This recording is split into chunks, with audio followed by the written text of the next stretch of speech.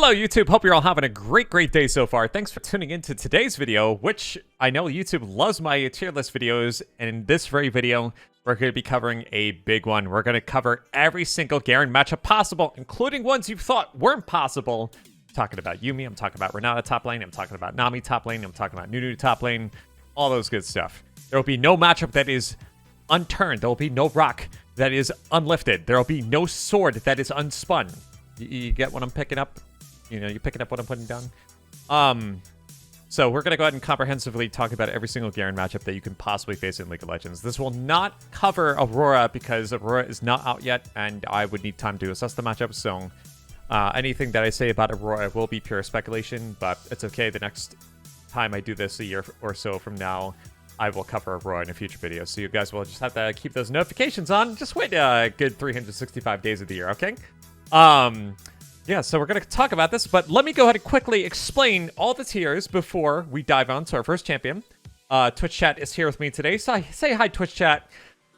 They've voted that we'll start from A to Z. You know, pretty traditional as most YouTubers do it. Yes, even the mirror match. We'll talk about the mirror match today, too. All right, so let's go ahead and go over the tiers really quickly, and then we're going to go ahead and start this up. So, I decided to make 6 tiers, because there are some hairs that we do need to split when it comes to talking about this, all right?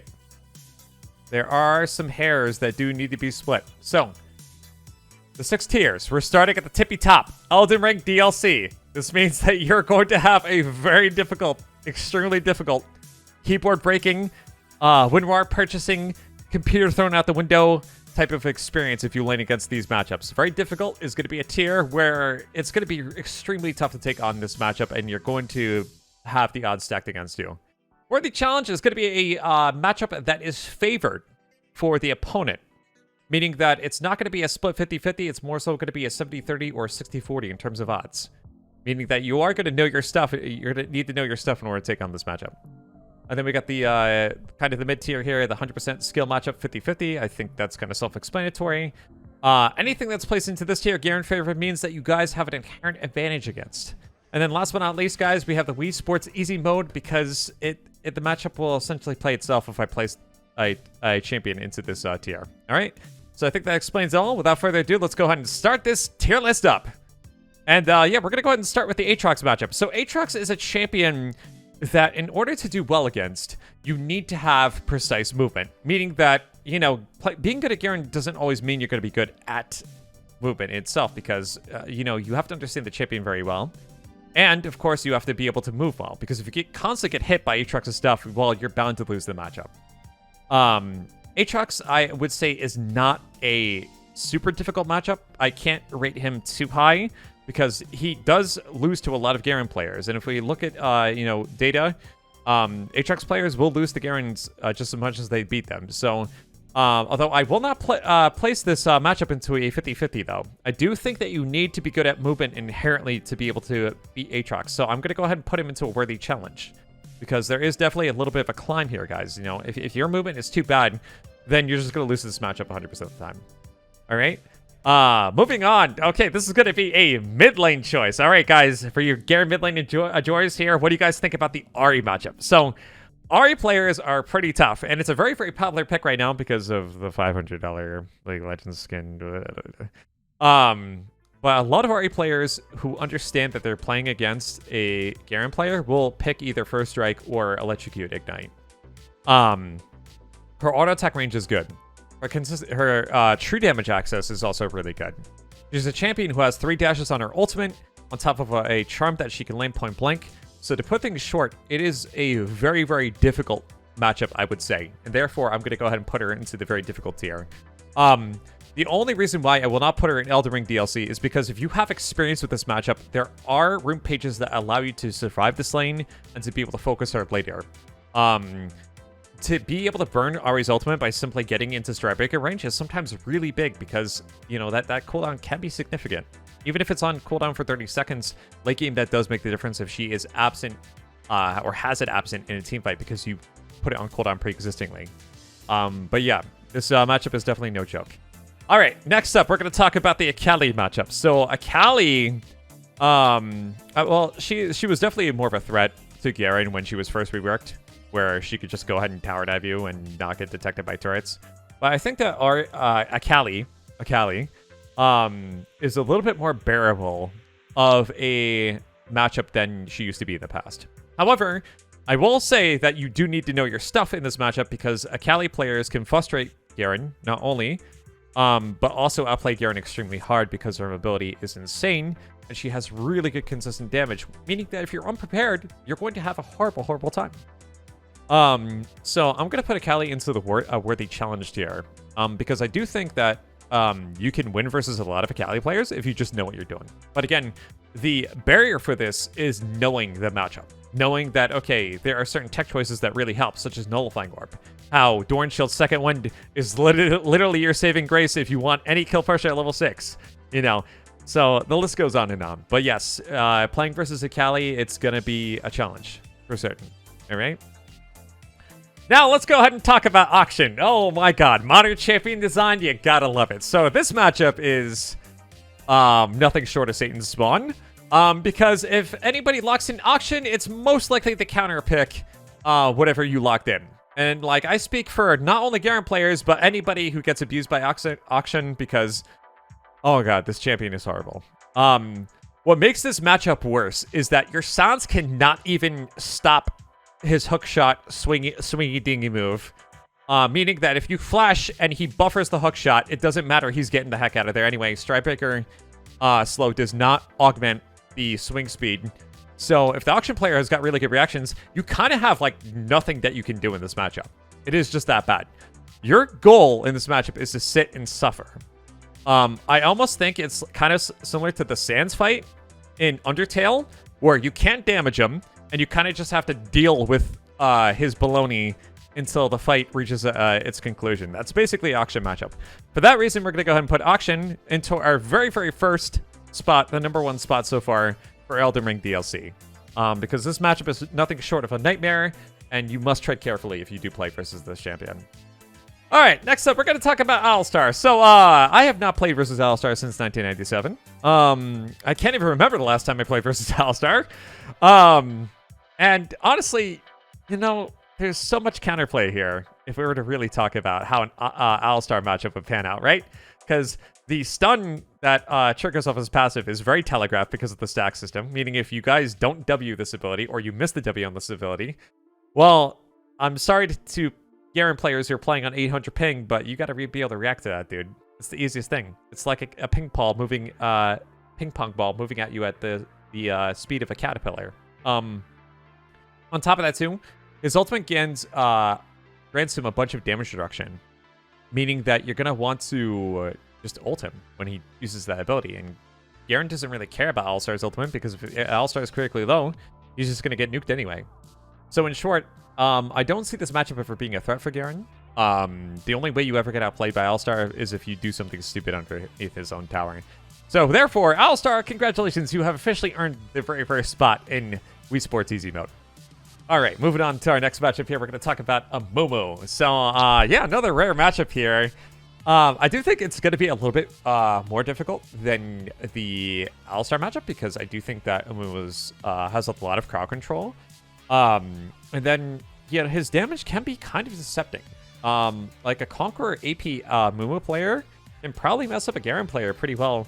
However, one issue that Amumu does run into, I think, is going to be mana costs. So if the Garen player understands that if that all he has to do is play the mana game, I truly do think that it's going to be relatively an easy matchup. So I think that's the one thing that holds Amumu back from just being a more successful champion, because of his mana costs.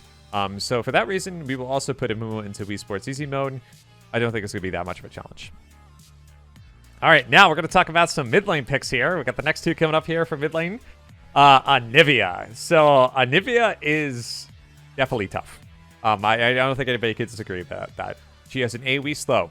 She has a wall that, if in some cases, if she hits you at the right place, you either have to flash over it or you're just basically stuck, aka Camille ulted. Because of Garen's hitbox, there are actually scenarios where Anivia can just trap you against a wall and you can't move at all, which kind of sucks. She has a stun that can basically be detonated point blank. And her mana costs are pretty good. You know, granted she rushes mana items, but Anivia's auto attack range is also pretty good too. So yeah, this matchup, to say the least, is definitely a challenging one. Now, I do think with that said, though, there are some counterplay elements. Let's talk about them. Rushing Swifty's Boots allows you to not only outmaneuver the Q, because it is a pretty slow moving projectile, probably one of the slowest in League of Legends history over the course of these 167 champions. And then on top of that, too, the AoE slow, yes, is tremendous from her Glacial Storm. However, it can be countered with Swifty's Boots. So, furthermore, if you do actually get into range very quickly against Anivia, if she goes ahead and detonates the Q too late, there are scenarios where she's casting it, you hit it with Q, and she can't detonate the Q because of the silence. This is one of the rare interactions where silence is actually really powerful against a champion like Anivia. Granted, though, even though because of all these circumstances, because Anivia has a lot of kiting, a lot of crowd control, and that her passive prevents you from 100 to 0ing her, meaning that you have to blow her ultimate, sometimes even put her onto her egg passive, meaning you're not going to get a kill unless you have assistance nearby. Yeah, we're going to put this champion into very difficult. The only reason why I don't put her into Elden Ring DLC is because she does have some small counterplay elements that Garen does provide. All right? Next up, we're going to move on to the Annie matchup. So, Annie is a champion that sometimes is very difficult to react to against because of being able to R-stun with tippers, and that is something you can really react to, or you have to react to in a very, very quick manner, otherwise you basically just get full comboed by her. Before level 6, though, it's kind of manageable, because if she gets really close, she's most likely going to be using her Flame Spit ability, her Flame Cone, I forget the name of it, but you can kind of see that more telegraphed. Tipper's detonation has more range, so that's harder to react to. I think that in order to succeed against Annie, you will have a bit of a daunting matchup. There are counterplay elements, though, since Garen gets a lot of magic resistance. Annie's basically just a burst mage, so the longer the Lineage phase goes, the less kill pressure Annie is going to get naturally, because you get access to farm, and that gives you magic resistance. So I do think that even though Annie can take Electrocute Ignite, I don't think Annie is really the most threatening mage versus Garen. But you do need to respect what she can do. So therefore, I'm going to go ahead and put this into a 100% skill matchup. I do see any players that outplay Garen and vice versa. So I feel like she has a fair place there. Okay. Now, I'm curious if anybody in chat has ever played versus Aphelios before, because let me tell you, this is not a fun experience. His range is absurd as an ADC. And on top of that, too, if the Aphelios player is sitting on his Gravitum, he can pretty much go ahead and detonate a snare in a very, very easy way. His snipe ability, which allows you to basically apply the passive proc of one of his guns, is also really, really good, too. Essentially, Aphelios has a lot of options for taking on Garen. The only downside to him that is he is an immobile ADC, so if he does ever get flanked, it's going to be a really bad time for him. So, like, Aphelios top lane luckily isn't that common of a matchup. I think there's other champions that will other players that would prefer other ADC champions like Vayne, Varus, etc., Tristana, whatever. But I do think that if you do walk into an Aphelios lane, you do need to respect what they can do. And you also have to be very aware of what they can do. So for that reason, I'm going to go ahead and put him into a worthy challenge. All right. You will see in most situations that every ADC that I put onto this tier list today, by the way, guys, is going to be kind of a tough challenge, because ADCs do naturally counter Garen, right? They have like infinitely better range than Garen does.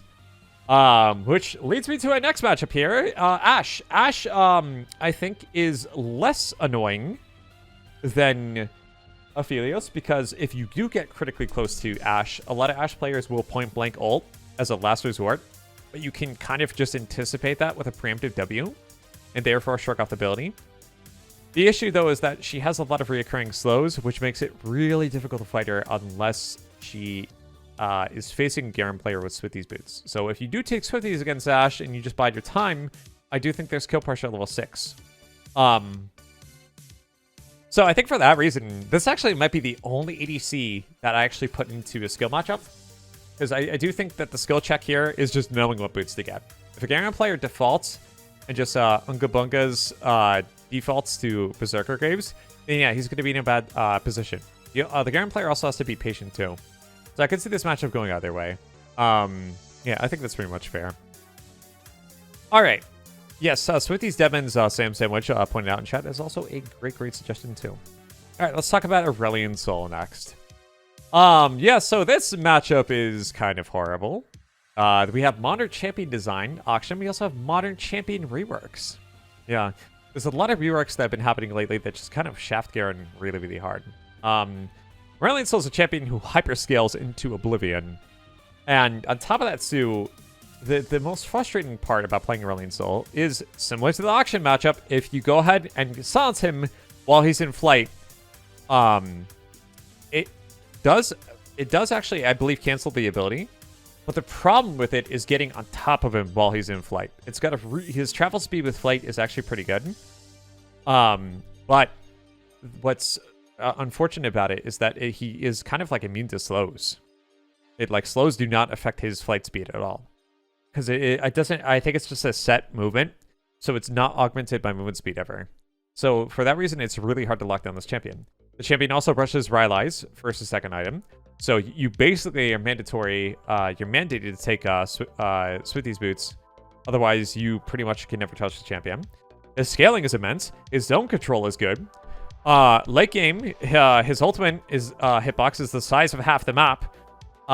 It's just a really bad time to fight this matchup.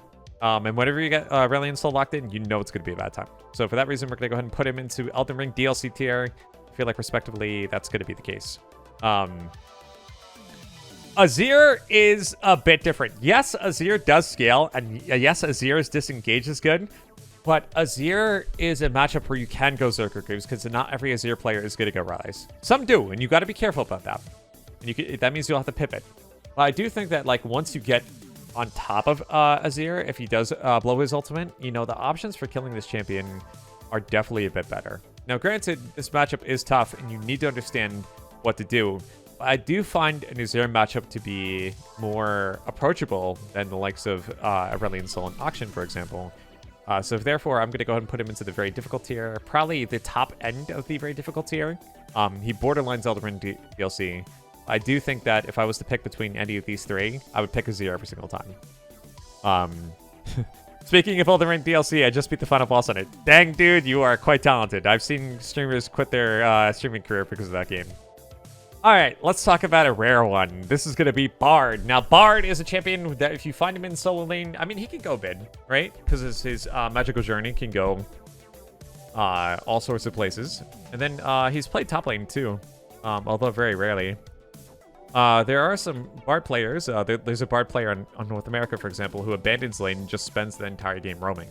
I forget his name, but any Bard enthusiast might know of his existence.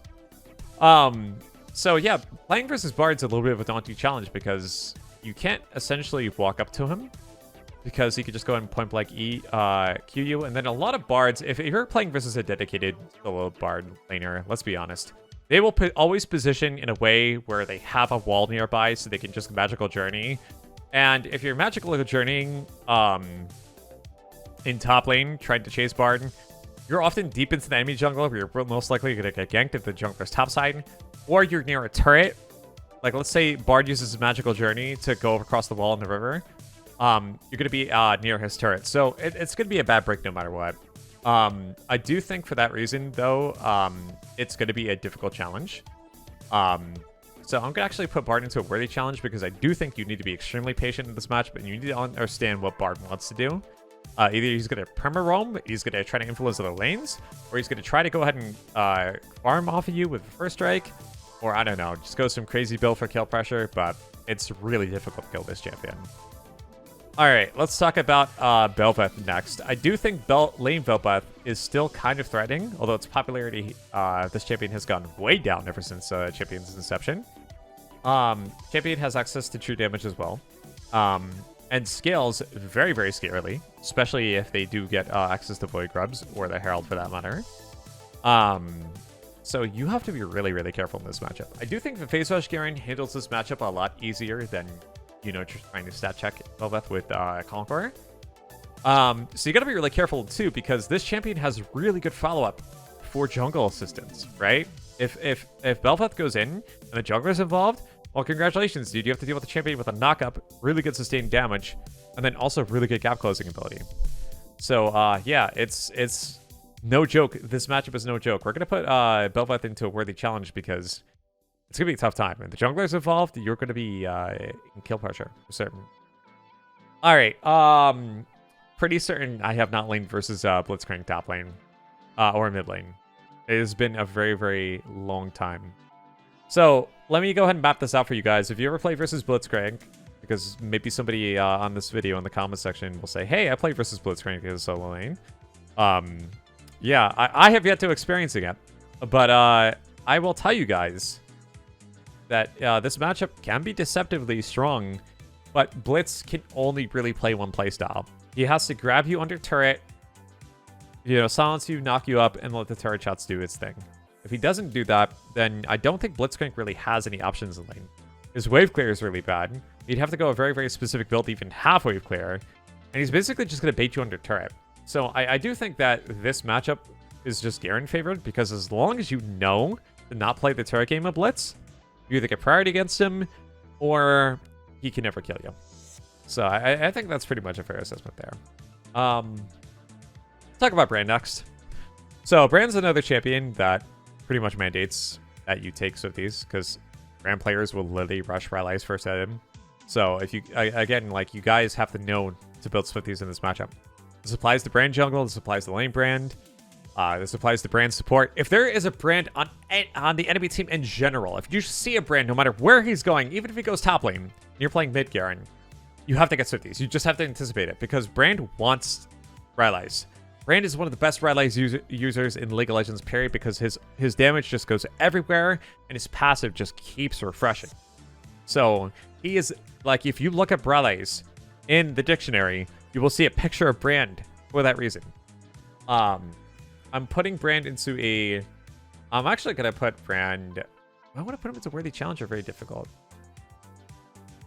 I'm going to put him into Worthy Challenge because, again, the Swifties tax is pretty intense, and this champion's percent damage is pretty insane. You have to really know what you're doing to take this champion on, either in lane or just on the enemy team in general. All right, let's talk about Braum now. So, yeah, we're covering a lot of supports here. I noticed that there's so many supports in the AB category.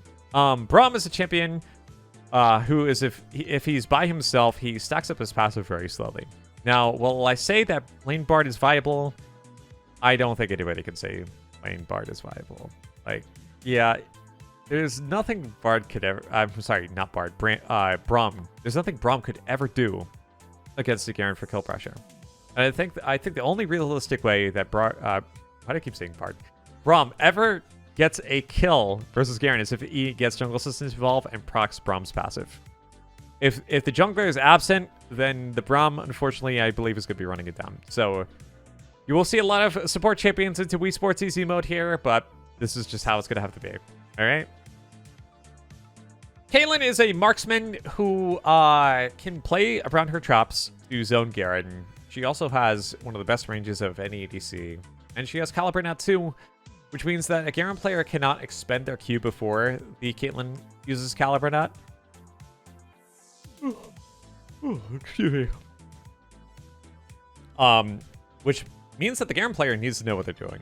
Another case where the Garen player needs to know what they're doing, right?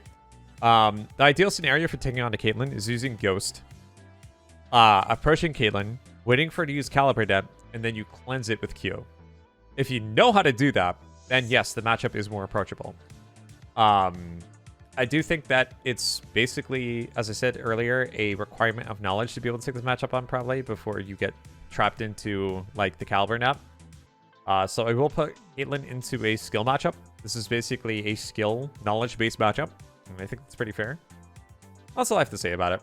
It's very rare that you will take a Caitlyn on in a solo lane. Oh boy, I'm glad I'm talking about this champion. It's everyone's favorite. It's Camille, ladies and gentlemen. Champion who can deal true Death Ultimate caliber damage on her Q at level 16. Actually, no, I'm mistaken. Maybe level 11. Can vault across half the screen with her E. Has a ultimate that locks you down. Has an adaptive shield on a pretty decent cooldown. Yeah, this champion is unbearable. It is very difficult to take a Camille player on because if the jungler is ever involved, the Camille has her ultimate, you're kind of just dead. You have to fight. And like that's the only playstyle that works versus Camille. Taking scaling runes doesn't work either. Like scaling health doesn't work. Scaling armor doesn't work. You could try to take a scaling playstyle and like go 0-0, 30 minutes, 200 CS. The thing is, like, you're also dealing with a 30-minute Camille, and that's just like more terrifying. We are gonna put Camille into Elden Ring DLC because ever since this champion got buffed, it is a tremendously difficult time. Like, guys, we are having people still ban Camille, and for good reason. So I do not think Camille deserves any other tier than the highest. That is for certain. Oh boy. All right, we're going to talk about this one. So this champion that we're going to talk about is literally the definition of a skill matchup. A lot of people come to me and say, "RISTE, how do you deal with Cassio? She's so tough." But the factor that makes Cassio tough is the lack of preparedness. You need to understand Cassio as a champion. Once you understand Cassio as a champion, this matchup becomes that much easier. And what am I talking about? I'm talking about, okay, the element of being able to move to outmaneuver her ability. I'm talking about the knowledge of understanding the audio cue and her stance before she shoots out her eye stun laser beam, right? If you have good reactions, you can outplay that ability, right? You also have to understand Garen and how Garen is designed as a champion and how Garen's design actually counters Cassio. Because if you guys didn't know this already, and you guys should know this, Garen masks his movement. He doesn't just mask his movement. He also masks the direction he's facing while he spins. If Garen is spinning, the enemy player doesn't know if he's facing forwards or backwards. So it's extremely disorienting for a Cassio player to cast ultimate because sometimes, like, they don't know if they're actually going to be landing a stun. Right? That's just the thing. Yes, going Swifties in this matchup does help, and you do have to pay the Swifties tax, but I do think that Cassio is, by textbook definition, a skill-based matchup. Good Garen players will be able to beat this champion consistently. Unless the Cassio is scripting, then yes, it'll be a tough time. But like, if you do not know this matchup, then yes, you're going to lose it. So therefore, it's a 50-50. Skill matchup 100%. All right, let's talk about Cho'Gath next. So Cho'Gath, I think, does really, really good into Garen. It is definitely a top matchup. I don't think anybody can doubt that. Like, the champion has good sustain. Really good consistent damage. Stacks a lot of health because of his natural scaling, his ult passive, Grasp Within dying. So it's just really hard to burst this champion. Now, granted, it gets easier later on when you have jungle assistants killing Cho'Gath, or in team fights, he gets critically low, and then you ult him for 3k damage. So there's that. Because Cho'Gath has a silence like Garen, Cho'Gath has his E, which is really good consistent damage, and then also has a knock-up with a slow attached to it. And then an ultimate does true damage. Cho'Gath has a lot of tools in his kit that can outplay a Garen very easily. So I do think you need to respect what this champion can do, because there's a lot of players who lock Cho'Gath into Garen, right, as a counter pick. So we're going to go ahead and put Cho'Gath into, I'm going to say, like, a worthy challenge here. Like, he could borderline very difficult, because I do think you need to really understand the nuances of the Cho'Gath matchup. But I do think that, like, Cho'Gath is, like, inherently a counter to Garen, so he's going to be a challenge no matter what. All right, let's talk about Corki next. So I think Corki is basically subjective here. See, the timing of this video is a bit unique, because we're at a rare point where Corki is actually highly picked and considered meta. Corki often doesn't get placed here because he often gets nerfed because of worlds, because people don't like seeing Corki. But I do think because he got reworked, it might be a bit of a different trend, because he's no longer competitively bound because of the whole package deal, which is a very, very big tool for competitive players to basically play competitive games. So we might see Corki stick around in a strong spot for longer than shorter. So yeah, we're dealing with a rare time here.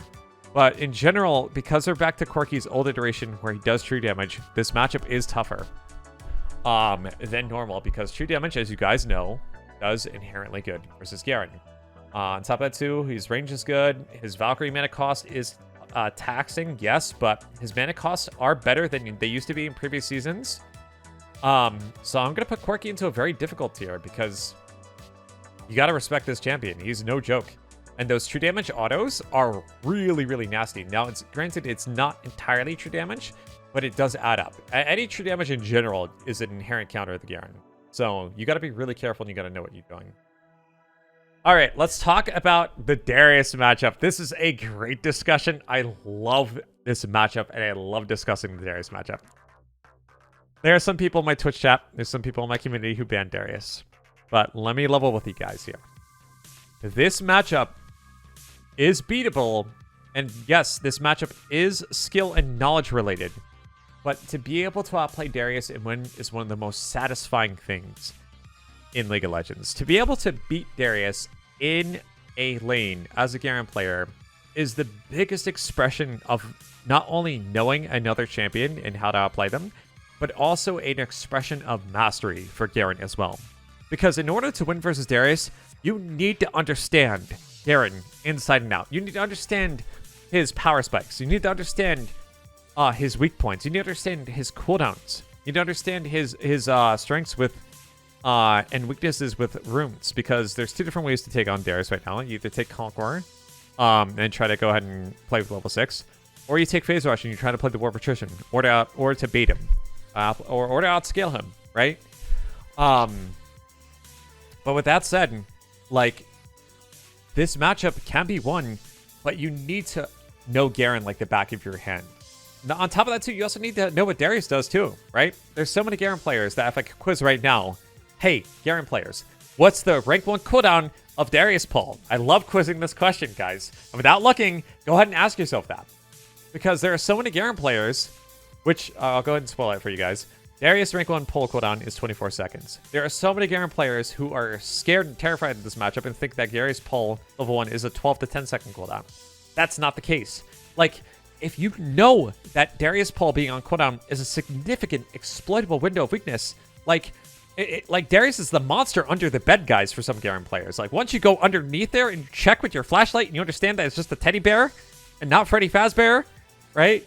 Like, the matchup just, it's like a big mental gap, where the more you know about Darius, the more you understand that he's not the monster under the bed. He's just the teddy bear, all right? So, if it's for that reason, I'm actually going to put him into a worthy challenge. Now, I will not say that this matchup is 50-50. I do believe that Darius is a matchup where it's kind of like 60-40 or 70-30.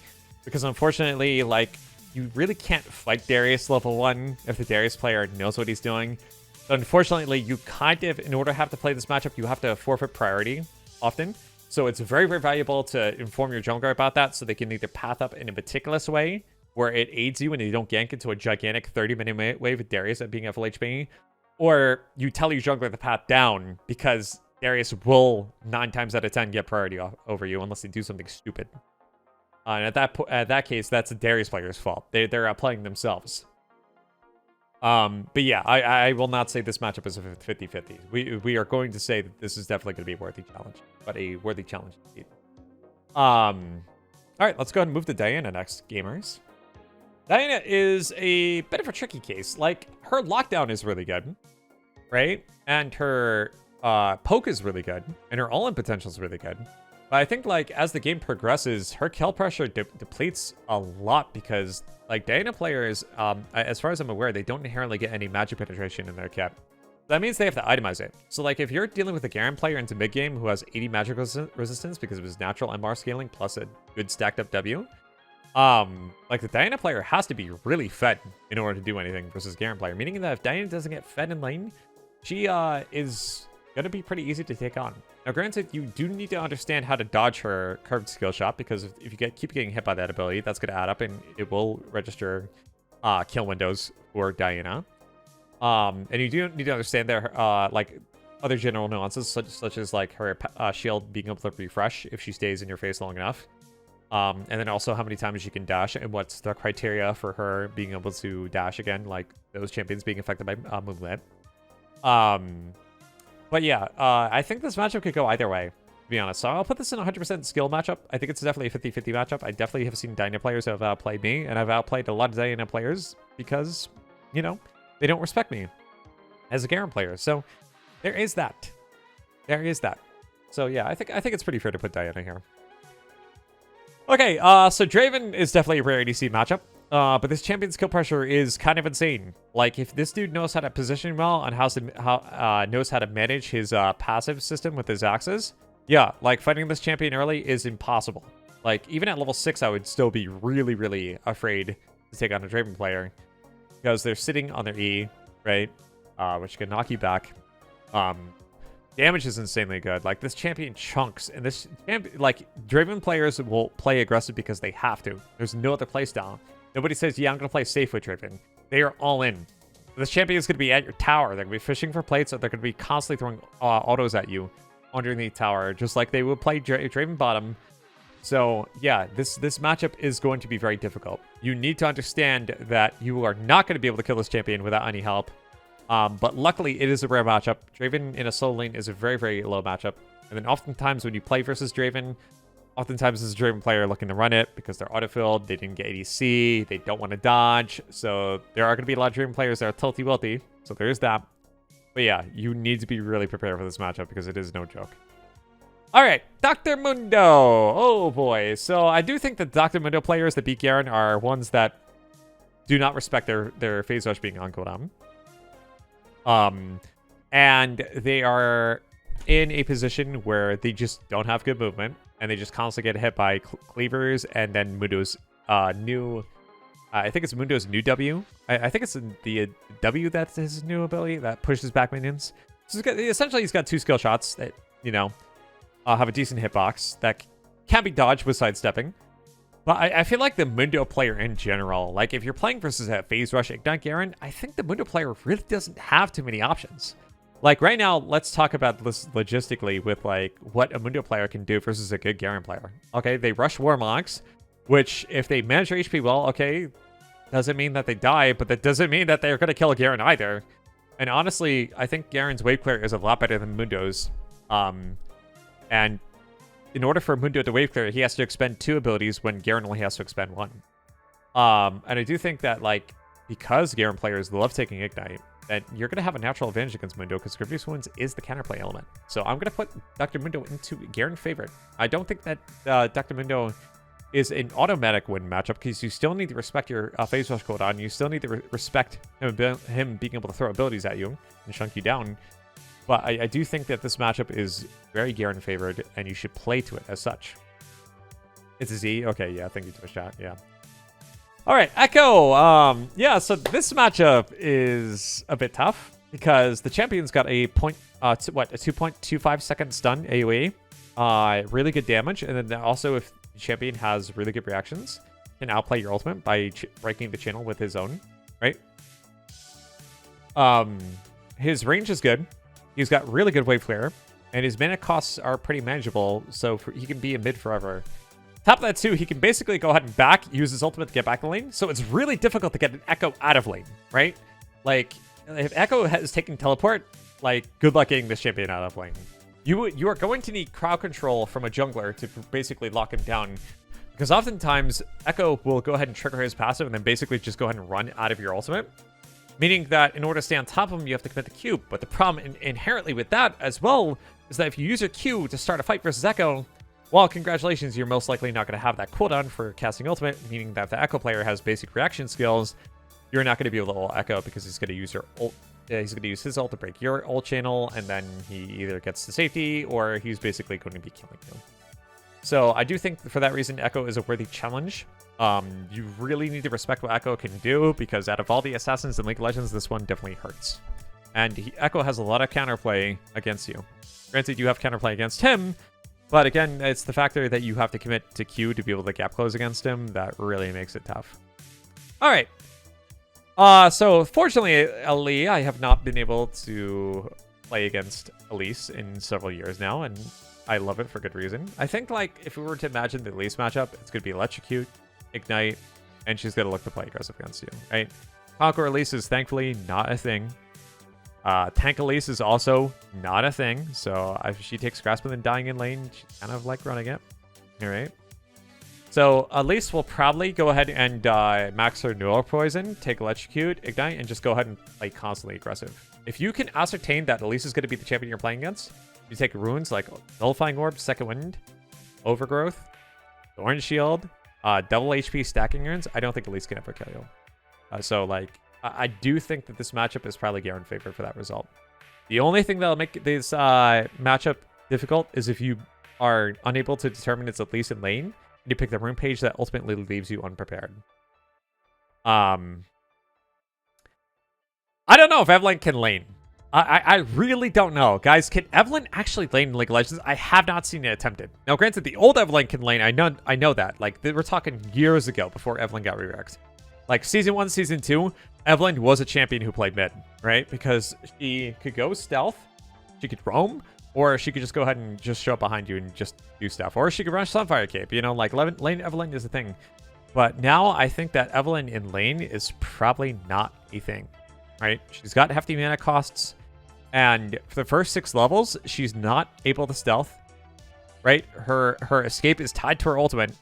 So I think Garen just pretty much wins super hard, right? I think we're whipping out the Wii Sports. I think we are playing bowling on easy because we are knocking down Evelyn like a bunch of pins in the bowling alley, all right? That's how easy this matchup is. And I think this is one of the very reasons why Evelyn is never picked in the lane, because she just doesn't do enough, right? If you want to lock in Evelyn, you're better off just locking in Kassadin, right? All right, let's talk about Ezreal next. So I think that Ezreal... So here's the interesting thing. If you're playing versus a good Ezreal player, they are not maxing Q against you. This is actually really interesting. They're not maxing Q against you. I have played versus Ezreal players that max W. Why? It's because it's easier to land W against a Garen player and auto-click him than to try to use Q and try to fish a Q. The reason why is because W is not blocked by minions, and Q is. So if a Garen player positions well enough in a minion wave, you can go ahead and just avoid most of that Q damage. But if an Ezreal player maxes W and then procs it with an auto, yeah, that thing hits like a truck. So you have to be very careful about Ezreal players in lane. Top of that, Sue, he can also space with E, and well, Ezreal's mana costs have gotten considerably better over the course of the years, too. So it's for that reason that I'm going to go ahead and put Ezreal into a worthy challenge. The only reason why I don't pair him with Draven and Quirky is because Ezreal's damage is very hybridized. And we'll talk about this probably several times before this video is over. But if you're playing versus a hybrid champion as Garen, I think Garen inherently has like an advantage because of Garen's W, right? If a champion's damage output is sectioned into physical damage and magic damage, right? Like, Ezreal can get Lord Dominoes regards, right? He can get Lord Dominoes, but it doesn't make his ultimate do more damage because that's magic damage. And that means if Garen has 100 magic resistance, that means Ezreal's almost never going to be able to kill Garen with Ezreal ultimate unless Garen's at like 2 HP, right? So, like, W and stacking W fully does make things a lot bearable versus Ezreal. But with that said, his spacing and his range is really good, so you do need to be careful. This is definitely a worthy challenge. Lane Fiddlesticks. Okay, guys, I have actually laned versus Fiddlesticks top lane. This matchup really stinks. Like, this matchup is tough. Like, the Fiddle player has insanely good sustain. If he takes a Electrocute Ignite, he can chunk you really hard. If Fiddle is playing top lane, he has 3 brushes to ult you out of. And his range is really good. Like, there are situations where I'm actually worried that my jungler is going to lose to the 1v2 outplay because his W just affects everything that's around him, including multiple champions. I'm going to put this champion into very difficult. If you guys ever play versus Fiddlesticks in lane, be really careful. Because this champion, surprisingly, has a lot of kill pressure versus Garen. Until you can stack up MMR and be able to play the laning phase. Alright? Let's talk about Fiora next. I long for a worthy opponent, right? So I do think that she's in a worthy challenge tier, right? So the Fiora matchup I don't think is exactly 50-50 because Fiora has a lot of counterplay, right? Her repost can block Garen ultimate, block Garen silence. This thing even blocks Ignite. If you are apply Ignite when she's in her parry, it doesn't apply. It just disappears entirely. That's kind of busted. Now, granted, if you do play God King Garen right now with the bug, which speeds up the application of Q into Q, where we talked about last video, yeah, the matchup definitely gets a bit easier because it's very difficult for if you're a player to react against that E into Q. So, definitely a little bit of a skill-intensive matchup here. The only reason why I don't put Fiora into 100% skill matchup is I do think, in terms of counterplay, I think that Fiora has more counterplay versus Garen than Garen does versus Fiora. And on top of that too, Fiora, I think we can all agree, outscales Garen. I think a 6-item Fiora build will oftentimes more than not beat a 6-item Garen build. Just because scaling maximum HP percent true damage as a mechanic built into this champion is so volatile in general, but it really hinders Garen. Because you could have 200 in each category, it means absolutely nothing versus Fiora. You could have 500 bonus HP through Overgrowth, it means absolutely nothing versus Fiora like him. So, a worthy challenge indeed. Fizz. Oh god. Okay, so this matchup used to be tougher for Garen, but when Garen resurrected in Season 9, Garen's Q is now coded as an unstoppable auto attack. And let me tell you, the amount of Fizz players who think that they're dealing with a bug with their own champion when I go ahead and buffer Q and it still goes ahead and hits them as they go with the troll pole is so satisfying. It's instant dopamine. If you W the detonation of the fish of Chum the Waters, which not only does damage, but also temporarily amplifies the damage that Fizz does against you. Little fun fact, by the way, guys. That's why you need to W the shark. The counterplay is so abundant in this matchup, right? Yes, you can get cheesed by Fizz early if you're unprepared, especially versus Ignite Electric Fizz players. But to be honest, this matchup is kind of a walk in the park. I'm not going to say it's the easiest matchup ever, so I won't put him in Wii Sports Easy mode. But this is definitely a Garen favorite matchup. If you guys know how to Q max and know to buffer Garen's Q early versus Fizz, it's such a fun matchup. And it's a good matchup for Garen too. Alright, let's talk about Galio next. So this matchup is deceptively tougher than one would think. Because even though Galio gets a magic damage shield, it's tough because like Galio's damage is kind of absurd. Like, if you're playing versus a Electrocute, Ignite, Galio player, this champion can chunk you. And even Aftershock Galio players can be respected.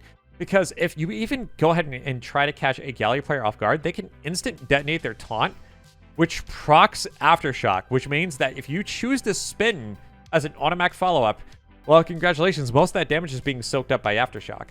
Yeah, that's kind of the tough part. Like, Galio's a champion with very decent wave clear, and his roams are better than Garen as a result. So I think that this isn't exactly a 50-50 skill matchup. I would more so rate it towards 55-45 in Galio's favor, or maybe even 60-40. Like, you need to understand how to take this champion on. You also need the right room page to take on Galio too.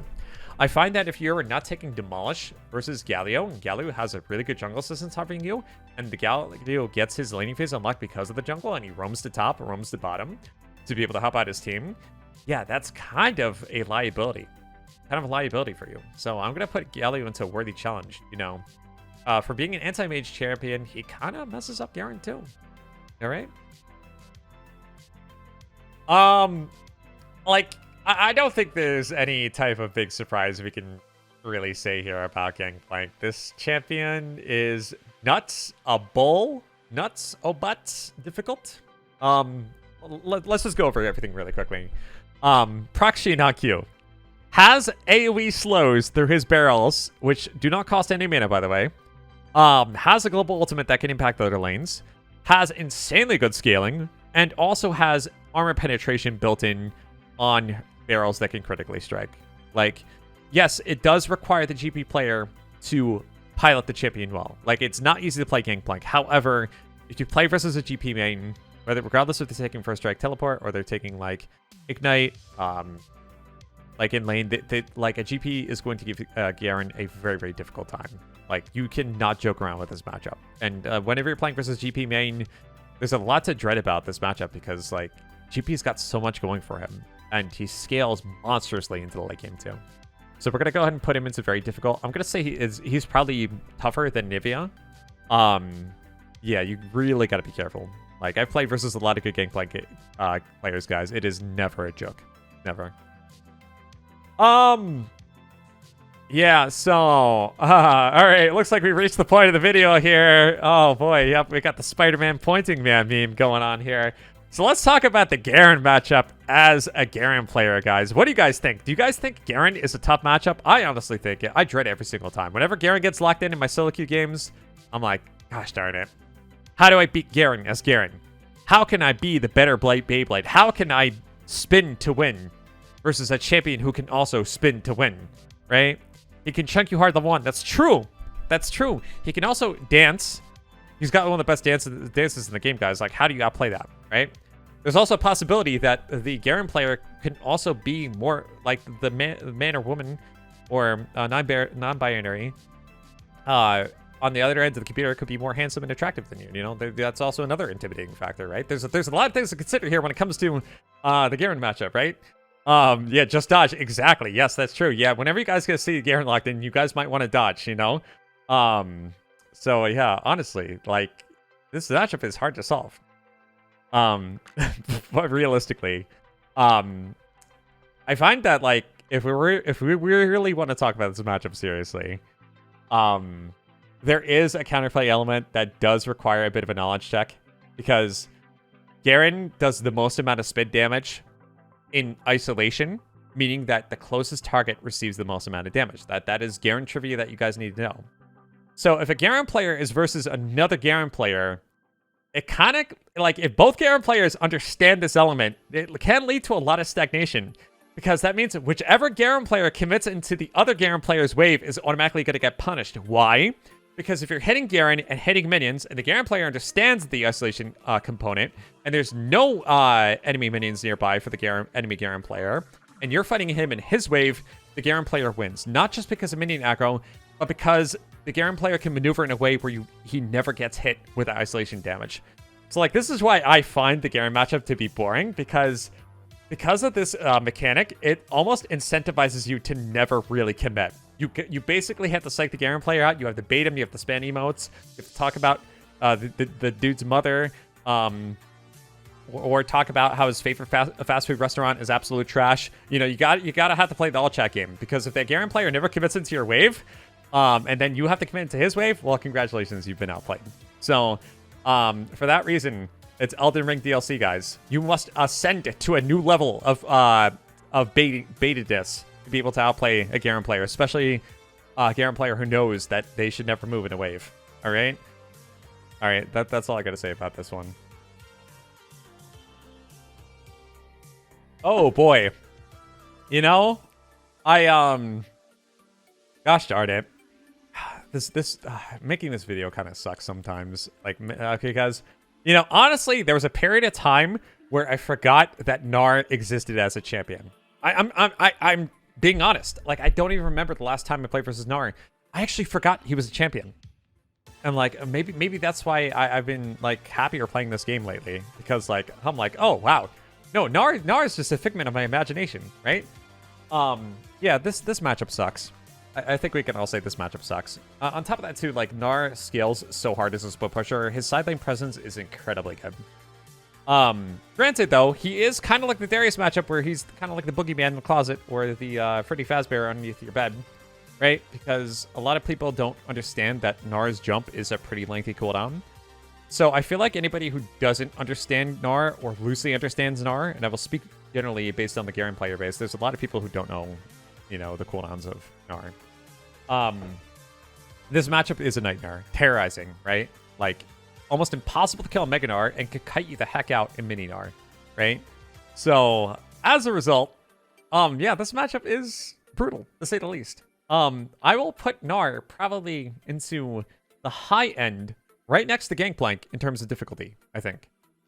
Because he's got really good kiting, really good lane fundamentals. The only thing that I think will prevent me from putting him into Elden Ring DLC is that Gnar is often very competitive, meaning that if there's ever a point where Gnar is strong in solo queue, that means he's god tier busted and competitive, and they will nerf him. So Gnar fluctuates in and out of pick order a lot. You will only really run into a Gnar player who is a Gnar main or a Gnar OTP. Nobody says, yeah, I'm just going to casually pick up Gnar to counterplay Garen. Oftentimes they're going to luck in something else. What would be that something else? Well, stay tuned. Stay watching the video, guys, because we're about to talk about those champions, all right? Gragas. Oh, God.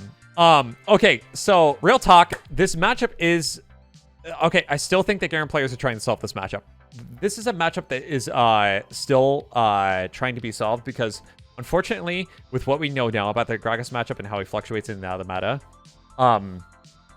granted, if you don't know what you're doing versus Gragas, you're going to lose. This matchup is really, really tough. I do think that it's not just a skill matchup. I do think that Gragas has a lot more counterplay than Garen does, because his sustain works in combat. Garen passive does not work in combat, so Gragas has that inherent advantage.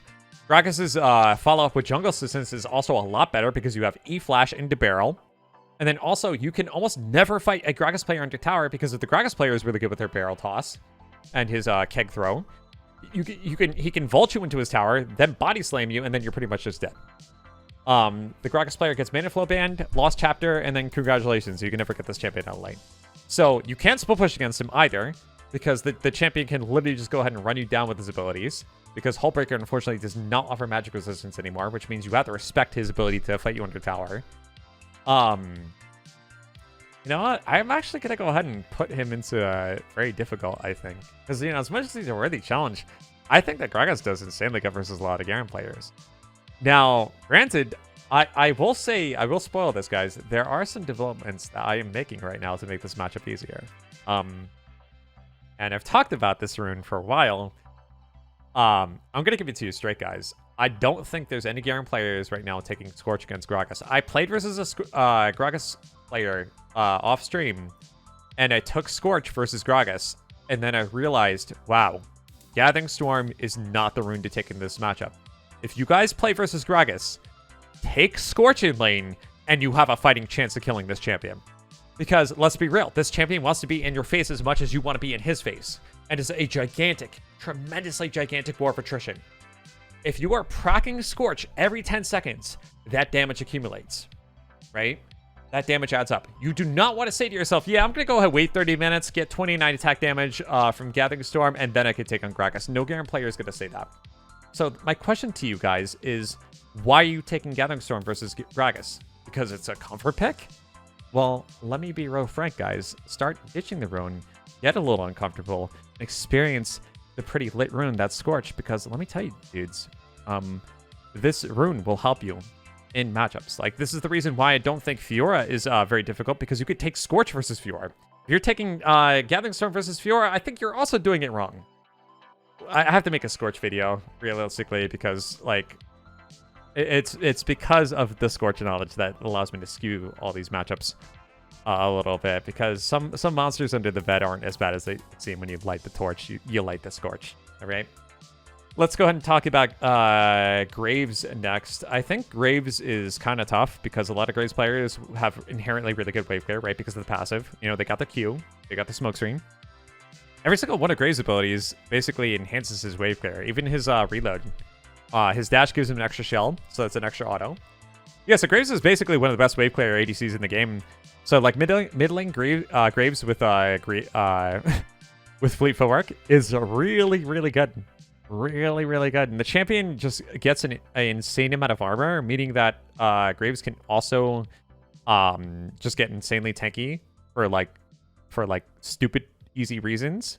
On top of that, too, if the Graves player knows what he's doing, he can cast Smokescreen to cancel your ultimate channel. It sucks. This is the only type of ability that cancels Garen's ultimate. Like, besides some sort of ability that obviously, like, blinks the champion away, there's that. But, like, Smokescreen, Nearsightedness, right? There's two champions, Quinn and Graves, that have access to that. So for that reason, we're going to put Graves into very difficult. I'm going to say probably even better than Corki, because that counterplay element from Smokescreen is really, really tough to deal against. And oftentimes you're playing versus a Graves in a solo lane, it's oftentimes a Graves main. All right, so Gwen is tougher in execution than on paper, right? You think of a champion, like, okay, Gwen, you could kite out this champion, right? Just has slows. The problem with Gwen is that she has 3 detonations of her ultimate, which apply an AoE slow, and her damage scales immensely good. She's also a really good Conqueror user, and she also falls into the category where if an AP bruiser can be viable top lane, she has to be compensated by having some sort of functionality in her kit that gives her an insane amount of armor. Gwen's armor scaling is one of the highest in League of Legends history, and as a fighter. And on top of that too, she gets multiplicative resistances off of her hollowed mist, her basically her field thing that prevents her from being targeted, right? Yeah. So Gwen basically gets a lot of free stats that Garen has to work hard to earn, right? I think at level 18, actually, Gwen has more armor than Garen. That's kind of absurd. So if the Gwen player gets Hourglass, congratulations, you're dealing with a Gwen player with 160 armor. Just one item. One item. That's kind of absurd. Meaning if you do not get Mortal Minder versus Gwen, you are going to be in for a rough time. And you probably will not be able to kill her. Now, granted, I do think because Phase Rush is so effective versus Gwen, with that said, I do think that you can beat this matchup if you know what you're doing. Do I recommend Conquer into Gwen? No, not really, because the Gwen player can kite you out by using her ultimate in a very meticulous way. Because, let's be real, a Gwen player is not going to sit in your spin. If you take Conquer versus Gwen, she'll kite you out with ultimate, use Ghost, and then continuously go ahead and lock you down with the other 2 charges, and then just run you down with clippy clip, snip step, and then you just kind of die. Yeah, she also has true damage, so that's also inherently good. So I'm going to go ahead and put Gwen into Worthy Challenge.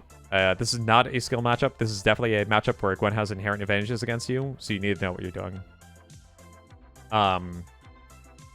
Yes, Ignite can also be a good counterplay element too versus Gwen. That is also true. But remember that like Ignite, yes, does true damage, but it doesn't amplify Garen's spin damage, unlike Mortal Minder, which will amplify Garen's spin damage. If Gwen has 3k HP and has Hourglass, Ignite's not going to solve that. Mortal Minder might solve that. Mortal Minder and Ignite might solve that. All right, so Hecarim, thank Bob that this champion cannot solo anymore, because oh my god, it used to be a nightmare playing versus this thing like what, 4 or 5 seasons ago. Hecarim top lane used to be crazy good because of his gap closing ability, his ability to outmaneuver Garen, and then also really good sustained damage. They nerfed Hecarim in lane, and his mana costs are kind of costly if you're not playing jungle too. So that's cool. On top of that too, enough time has passed for enough people to understand and not fall into the same trap that they did pre-existingly when people did not know, okay, how do I counterplay Hecarim? So how Hecarim actually laned in the past was he maxed his W, I think. Or his E, I forget. It's whatever ability that causes the AoE damage, but also heals him based on the amount of targets they are nearby. What Hecarim would do is he would max that, and then he would heal in the opponent's mini wave, and then that's how he would win trades. And it all ends. If you ever play versus Hecarim in lane, rush Executioner's Calling, and congratulations, you've won the game. They've nerfed that element so Hecarim players can't use it anymore. And if they depend on it as a strategy and you use Executioners versus them, well, congratulations, you won. The sustain is just so negligible. So we're going to go ahead and put Hecarim into Esports easy mode. Just buy Executioners, and then you're good. You're done. All right, Heimer Ding Dong Dinger. So this champion has been nerfed pretty heavily because of competitive. So luckily, we don't get to see this champion too much. It's a very, very low pick rate champion. Do you still have to respect what Heimer can do? Absolutely. You're going to be most likely at tower. You can't kill this champion level 1, level 2, level 3, level 4, level 5, maybe level 6. Unless Jungle Assistance is evolved. Granted, I do think that if you are prepared for this matchup, there is a lot of counterplay that can be used, and there's a lot of kill pressure versus Heimerdinger too. But that doesn't go without saying that Heimer is a champion that you need to respect, and you are going to have to play safe versus early because a good Heimerdinger is paired with the Heimerdinger pick. You're not going to have somebody lock in first time Heimerdinger. You're often playing versus an OTP, you're playing versus Heizendong, or you're playing versus a main. So I do think that Heimer is going to be a worthy challenge as a result. Alawi. Oh boy, this this is basically saying Voldemort to some Garen players. Oh my god, the amount of the coaching clients that I get on call with, and I'm like, hey, so what's your Garen ban? You know, this could be a Garen coaching client in like silver, gold, sometimes even platinum. They're like, I ban Alawi. I can't stand Alawi, and like I can't even help them. I can't even help them in a coaching call because if I'm backseating them. Meanwhile, they're playing Galaga on their screen because they're dodging like 50 different interactions a minute with Alawi because like it's always just a movement game. You cannot stay stationary in that matchup. I can't even help coaching clients because like there's no windows where the Garen player can focus on deliberate, like, conscious improvement real time, because they're going to be too busy just dealing with Alawi and everything she's throwing on her screen. So, like, it is a stressful matchup. And on top of that, too, Alawi will 100% outscale a Garen player. Most Alawi players will take Grasp of Conquer. Sustain through passive or runes is just too good to handle. And then also Alawi's range is better. The downside is that Alawi's mobility is limited, so she's kind of forced to fight if she does get caught out. But yeah, this matchup is no joke. In fact, like, whenever I play versus Alawi in high-low, I always look at proxy, because it is much more reliable of a strategy to ignore the matchup and to proxy behind her, because she can't match you, she can't chase you, right? It is a lower variance investment to do that compared to try to fight her, because if you do mess up and you commit into her and she lands the E and detonates that R button, you're going to be in for a bad time. I am going to put Alawi into the very difficult tier for that reason. I do think this champion deserves the proper respect from any Garen player, because oftentimes, yes, it's an Alawi main or an Alawi OTP during mobs. It's a really, really bad time. And like, a champion that forces you to not interact with her, I think deserves a very difficult assessment by that nature. All right, so Aurelia. There are Aurelia players that have outplayed me level 1, level 2, level 3, etc. There are Aurelia players that I've outplayed and vice versa. I do think that this is a skill matchup, because even though I do think that Garen can cut clean through any Aurelia player using Divine Dance as a last-ditch maneuver to go ahead and stop your burst, I have to be real here, guys. Like, it really comes down to the Aurelia player and how well they know their champion. If you're playing versus a second-time Aurelia, you're going to go ahead and first blood this champion on the first mini wave. If you're playing versus Aurelia carries you or TF Blade, don't take comfort that you're playing Garen. You're still going to be in for a heck of a ride. So I will say that this is going to be 100% a skill-based matchup. This is dependent on how well the Garen player knows his champion and how well the Aurelia player knows their champion. Because, like, dude, this champion can do some crazy stuff. And, like, Conquer doesn't solve the matchup inherently either, because if the Aurelia player knows to buffer Defiant Dance as the Garen player spins, like, that is the counterplay. It will literally put you in a position where you don't kill her, she detonates ult, and then she kills you. And I think that's all I can really say about that. I think where she is right now on this tier list is fair. Ivern used to be a lot tougher when lane Ivern was viable. I think that, like, if you're playing Ivern, there's no point in playing him in lane compared to jungle, because he's just made for jungle. He's designed. Sure, yeah, he can be annoying, and he can go ahead and just stop the laning phase with Daisy and kite you out and stuff like that, basically leaving you in a state where you can't kill him. But to be honest, I think a late game Ivern probably is going to lose to a late game split pushing Hullbreaker Garen. I do think that this matchup is probably annoying and tilting and frustrating for any Garen player, because you kind of don't ever have any kill pressure by yourself. So I will say that Ivern is a worthy challenge because it's a mental game. Like, I don't think Ivern has any kill pressure against you. You don't have any kill pressure against him. You have to endure Ivern's baloney for 15 minutes. Once you get Stridebreaker, I do think the options will open up. But let's be honest, guys. You could rush Berserker Greaves, Swifties. You're still not going to be able to touch this champion in lane if they know how to sequence their abilities. Janna is interesting because I don't think a Janna player is ever going to stay in lane to try to fight you. They're just going to roam. So, like, you are in a situation where if you're playing versus Janna in lane ever, you should anticipate they're going to want to push, roam, and help out their team, which means they are basically using the same counterplay I suggested against Alawi. They're going to just try to ignore you, right? Because that's how Janna players operated in past seasons, Season 9, Season 10, Janna top lane, right? They just went ahead and farmed for a few levels, got their basic abilities at level 6, and then they just abandoned lane. Because, like, back then, there was no turret plates. Getting top lane first blood tower bonus was not as impactful as being able to impact the first 10-15 minutes of the map, right? So realistically, if we ever see a Janna player get locked in, it's probably going to be for that same purpose. So I do think that Janna is going to be a worthy challenge for that reason. You have to understand how to punish this type of playstyle. Some people will say, oh, I got a free matchup, and then they will see the Janna leave, and then they're like, oh, what the heck, what do I do now? And then the Janna player impacts middle, gets circles, impacts bottom, get 2 dragons, and you're like, crap. I got 3 plates, but the Janna literally has 100% kill participation with 6 assists, and she is almost equal with being gold, right? So I do think, for that reason, that I think that Janna should be in a worthy challenge. Jarvan, I think, is kind of a joke in lane.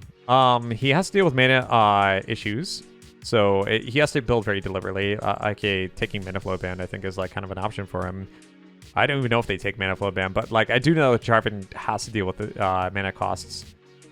His lockdown is considerable, so like if he gets a jungle assistance involved in ult you while you're fighting to the finish or you're flashing, so I think that that element needs to be respected. And yes, Jarvan's mobility is much better. But I do think that what holds him back, I think, is the mana element. And then on top of the two, if Jarvan ever commits full HP into a Conquer Garen, I think we can safely say that Garen's just going to win. I think Garen's sustained DPS is a lot better than Jarvan's. So I'm going to say, because of that and the mana issues, that this is a Garen favored lane. The only thing that prevents him from being Wii Sports easy mode is that you still have to respect his lockdown on level 6. Yeah. We'll talk about Jax. This is a champion that has an identical skill ceiling and an identical level of skill expression, in my opinion.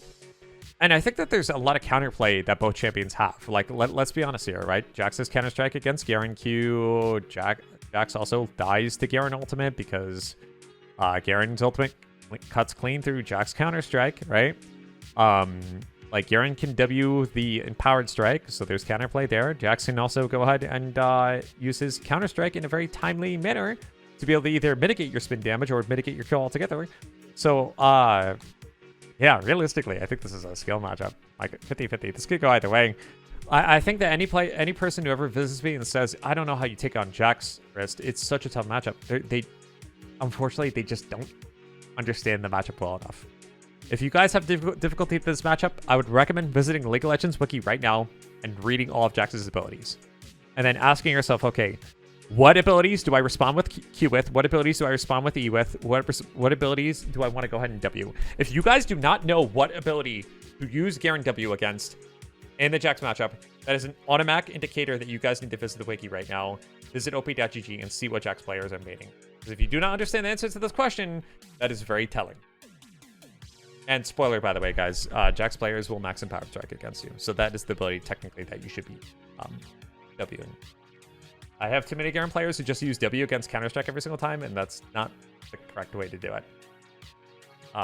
Or Leap Strike. That's also not the correct thing to W. Alright, so Jace. Yeah, Jace players take Conquer. Jace players take Electrocute Ignite. Jace players take Phase Rush. This matchup is tough. Top of the two, Jax players like build armor penetration. They love armor penetration. They love lethality. And a really good Jace player will give you a run for their money. Honestly, though, if I was to look at this row of champions and I said, hey, you have an option to lane against one of these champions, or someone asked me, hey, RISTE, do you have an option to lane against one of these champions or lane against Jace? I would pick Jace 9 times out of 10. Because unlike these champions that have really good counterplay elements to Garen, Jace only really has a few, and if Jace chooses the stack of lethality, that kind of loses naturally to Garen stacking up his W. So I will say that Jace is a worthy challenge, but honestly, he's not that terrifying if you understand what you're doing. So the more you know about this matchup, the better off you'll be. Granted, it's going to be a tough time. And there will be Jace players that get locked in against Garen, but it's not as bad as it would seem. Alright? Not as bad. Jhin is a champion who has AoE traps, has very, very good range, has okay mana issues. Not the craziest thing here. I mean, he could take Presence of Mind and just basically be okay in lane, I think. And his ultimate's really good for jungle follow-up. So, like, if he takes Fleet, or any other rune for that matter, you know, I do think that Jhin will be definitely a tough matchup. Granted, once you get Stridebreaker and you're able to get on top of Jhin, I don't think there's much counterplay for him, right? You can just go, if he goes ahead and point-blank stuns you, you can just go ahead and intercept that with W. So I think that like the matchup gets better over the course of time, but you still have to respect what he can do early. And you also have to be able to dodge stuff too. So I think for that reason, we're going to just say this is 100% skill matchup. And we're going to go ahead and just leave it at that. Yeah, I think this ADC is probably not as bad to take on, but you still have to understand what Jhin does and how to play against him. All right, so coming up next, we have Jinx to talk about. Jinx is a hyper carry ADC that really does not have much defensive tools in lane. I mean, she's got her Zapper, which applies a slow.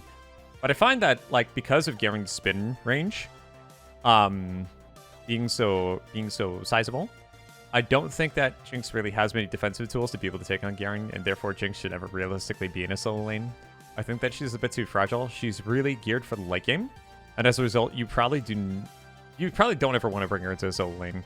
So I think for that reason that this is probably just going to be a Garen favorite matchup. A very, very rare instance where this ADC that would be taking on, hypothetically, is not really going to be much of a challenge to Garen, because I think that she's going to be too exploitable before she gets ahead, unless she gets a ton of kills by your killing your jungler, your roaming support. But that's a big F. Kai'Sa is just a little tougher. I think she has decent self-heal with her ultimate. She has a dash.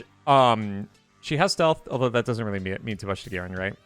And she has decent poke. I think whenever I played versus Kai'Sa last season in a solo lane, it was actually kind of a tough time. Luckily, I think he's in a state now where we're not going to see that too much. We're not going to see Kai'Sa in a solo lane. However, if you were to see her presently, I do think that it's going to be kind of like a bit of a skill matchup because, again, she can space herself really well. And that can create a tough time. All right, so speaking of ADCs, since we just covered the previous two, Kalista is nothing short of a nightmare. This champion can not only kite Garen, but her poke and harass is really strong. It doesn't matter if she's not bound to somebody. Kalista top lane is devastatingly powerful. I think one of the reasons why she isn't picked top as much compared to Vayne is just popularity. I think Vayne's just more a popular champion. But if you do ever see Kalista top lane, guys, you have to be extremely careful because they oftentimes will know what they're doing, and they will keep your passive down. They will keep willing you down. They have kill pressure against you. You have to be really, really careful. So I'm going to put this into very difficult. I don't know how the tier rating would be, but it probably actually is probably better than Draven, I'd say. Karma, I think, is Garen favored. Granted, you will not have any kill pressure against her for the first outing, but as time goes on, the matchup becomes easier and easier. I think the only situations where Karma ever gets a kill against Garen is when she either baits out an engage from Garen and gets jungle assistance, or she locks down Garen after using Q with empowered Q and then gets jungle assistance. So any matchup that really needs jungle assistance to be able to kill Garen, I'm going to consider Garen favored. Karthus, I think Karthus can be a bit intimidating.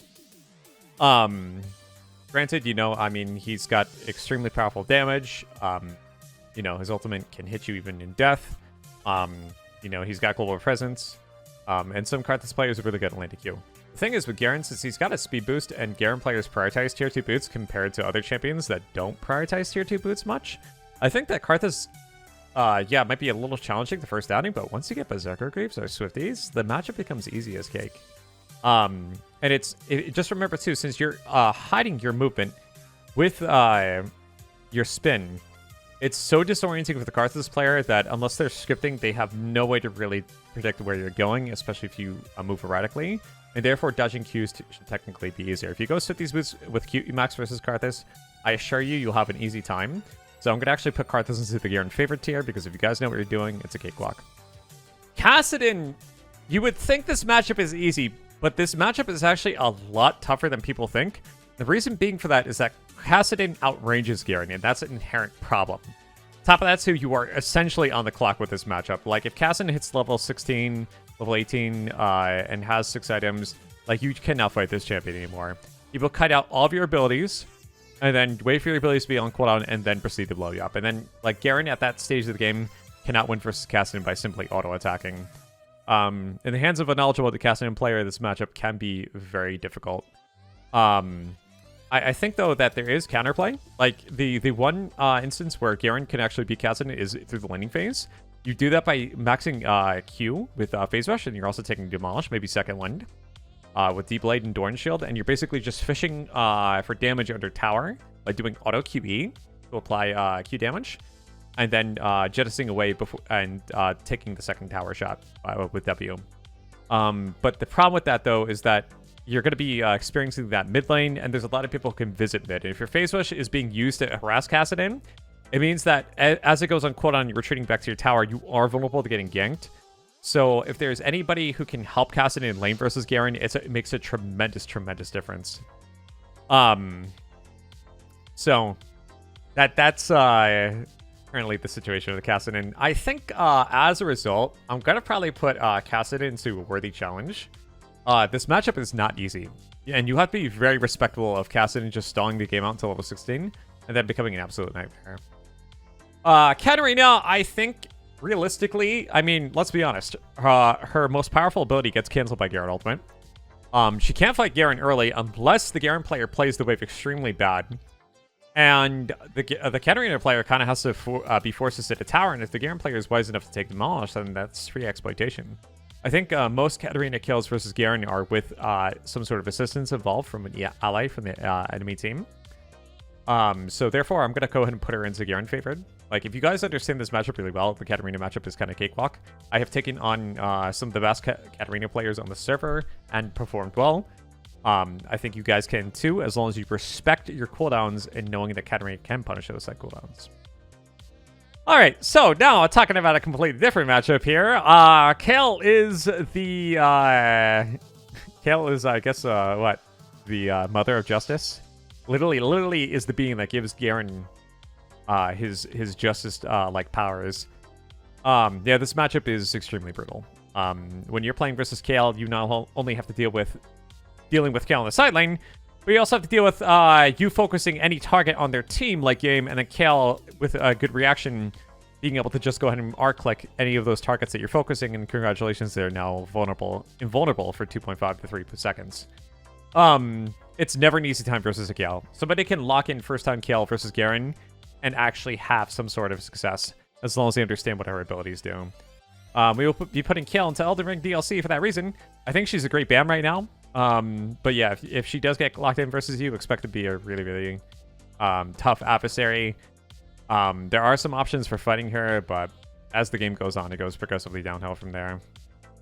All right, so Kayn in lane, I think, is not really a concept. I mean, I think like maybe he does okay versus ranged champions, but I just don't think that he has the tools early enough to be able to take on any bruiser, especially a bruiser with Conquer Ignite. So I'm gonna actually put Kayn into Wii Sports Easy mode. I just don't think Kayn is realistically a threat to Garen. And since Garen gets about 5 armor per level, the Kayn would have to have an insane surplus of gold to be able to threaten Garen, even in red form. Kennen is tough. Kennen has definitely been his tough, and Kennen, through time and time again, has been locked in as a counter to Garen. I do think that with Stridebreaker being introduced into the game, that the matchup has gotten considerably better. However, you do need to respect what Kennen can do in lane, and Kennen's ultimate is very valuable for team fights. He's a great teleport champion, and he can earn a lot of gold off of first strike if he chooses to take the rune versus you. I'm going to go ahead and say that the Kennen matchup is very difficult. As a result, you have to be really, really patient to be able to win versus this champion, because his self-heal is enormous. He has good ganking tools as well, good gank follow-up. And his range is kind of crazy. And he's also a resources champion, so he can technically stay in lane forever. I think I'm going to put Kha'Zix in the same tier as Kayn. In fact, I think he's even easier than Kayn because Kha'Zix can't trigger isolation if you have a minion wave nearby, right? So as long as you understand that, like, how is the Kha'Zix ever out DPSing a Garen? Spoiler, he's not. Wii Sports Easy mode. All right, so we're going to talk about Kindred next. I've only played versus one Kindred on the server. I think he goes by the name Dupless. Kindred is actually surprisingly tough to deal with in lane. She has a kiting ability. Her DPS, extend DPS is good. She integrates really easily with Conqueror, and then her ultimate can stop your ult from going through, and she can also use it to save her teammates, meaning that you can't turn on her jungler and blow up her jungler. You can't turn on her and blow her up unless you time the silence really well. You're kind of forced to go E into Q to have any kill pressure versus this woman. But the thing is, problem with that is that, like, if you play versus her mid lane, play versus top lane, you're gonna probably need Ghost to be able to do it. Because if you're not using Q to gap close, then how are you ever gonna reach her? As a result, I'm gonna go ahead and put Kindred into a worthy challenge, because I do think that this is gonna be a difficult ADC matchup, probably up there with Aphelios. Okay, so Kled, I honestly think that Kled is very difficult. Granted, the Kled doesn't have the highest win rate versus Garen, but hear me out. The reason why Kled is such a difficult matchup is because it's such a scarce occurrence that Kled shows up into your games. And I always base my ability to take on a champion relative to the amount of games I get on a weekly, monthly, daily basis to practice against that champion. The amount of games that could be in between two Kled matchups for any Garen player could be, well, the 200 to 500 games. And as a result, because of that space of time between those two matchups, unless you play against a friend who plays the Kled matchup and you get that type of deliberate practice, you can get very rusty very quickly playing this matchup because you have to understand your limits extremely well to be able to beat Kled. On top of that, too, he also has a lot of inherent tools in his kit that do well in countering Garen. For example, when mounted, his ultimate grants him a shield. That's anti-burst. The whole Skarl dismount mechanic is anti-burst, and he can reclaim Skarl very easily because hitting Garen is pretty easy once he's dismounted as a melee champion. On top of that, too, his dueling potential is really good. And sometimes it's really difficult to have your jungler help versus Kled because he does have incredible 1v2 potential. So therefore, I'm going to go ahead and put Kled into very difficult for all the aforementioned reasons. All right. Kog'Maw is a champion that you're probably going to find middle who goes AP. I do not think you're ever going to find him topside. You know, that's just how it's going to be. He is mana intensive, so most Kog'Maw players will go mana and benefit from blue, of course, right? And his range is actually really, really good. So you have to be really, really quick on your feet to be able to dodge his abilities. I think most Kog'Maw players will max the Slime Ball, which has an absurdly large hitbox and actually does a decent amount of base damage. We'll also use it for raid player too in case you roam. I'm going to put Kog'Maw in Worthy Challenge, I think, because even though he is pretty frail, getting to him is kind of difficult because, again, that Slime Ball trail is an AoE slow. If he does that point blank, he can technically cut you out. All right, so now we're going to go ahead and talk about LeBlanc matchup. So LeBlanc, I think, is difficult, very difficult. The reason why is because she can hit you with double chains, and you only have the ability to W one of those chains.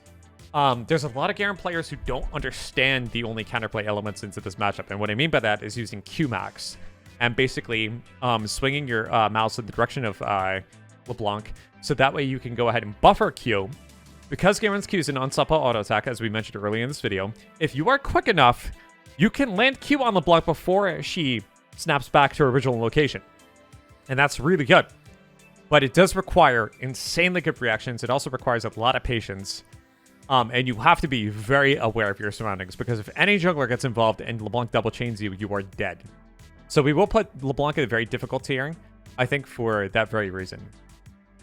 Lee Sin, I have not played against in a long time. He used to be popular in lane, but they did nerf his Emax strategy. Back then, when Emax Lee Sin was a thing, I think like Lee Sin could have been a really formidable opponent.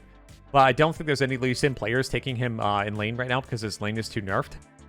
So I'm going to actually put Lee Sin into a Garen favored tier right now, just because of that state. If they ever choose to buff Lee Sin in the future, he could very well go up into skill matchup, aka Worthy Challenge. I do think the only thing you need to really be careful about when it comes to Lee Sin is his ability to go ahead and basically insect you, basically kick you into the jungler, so you have to be aware and cognizant of that.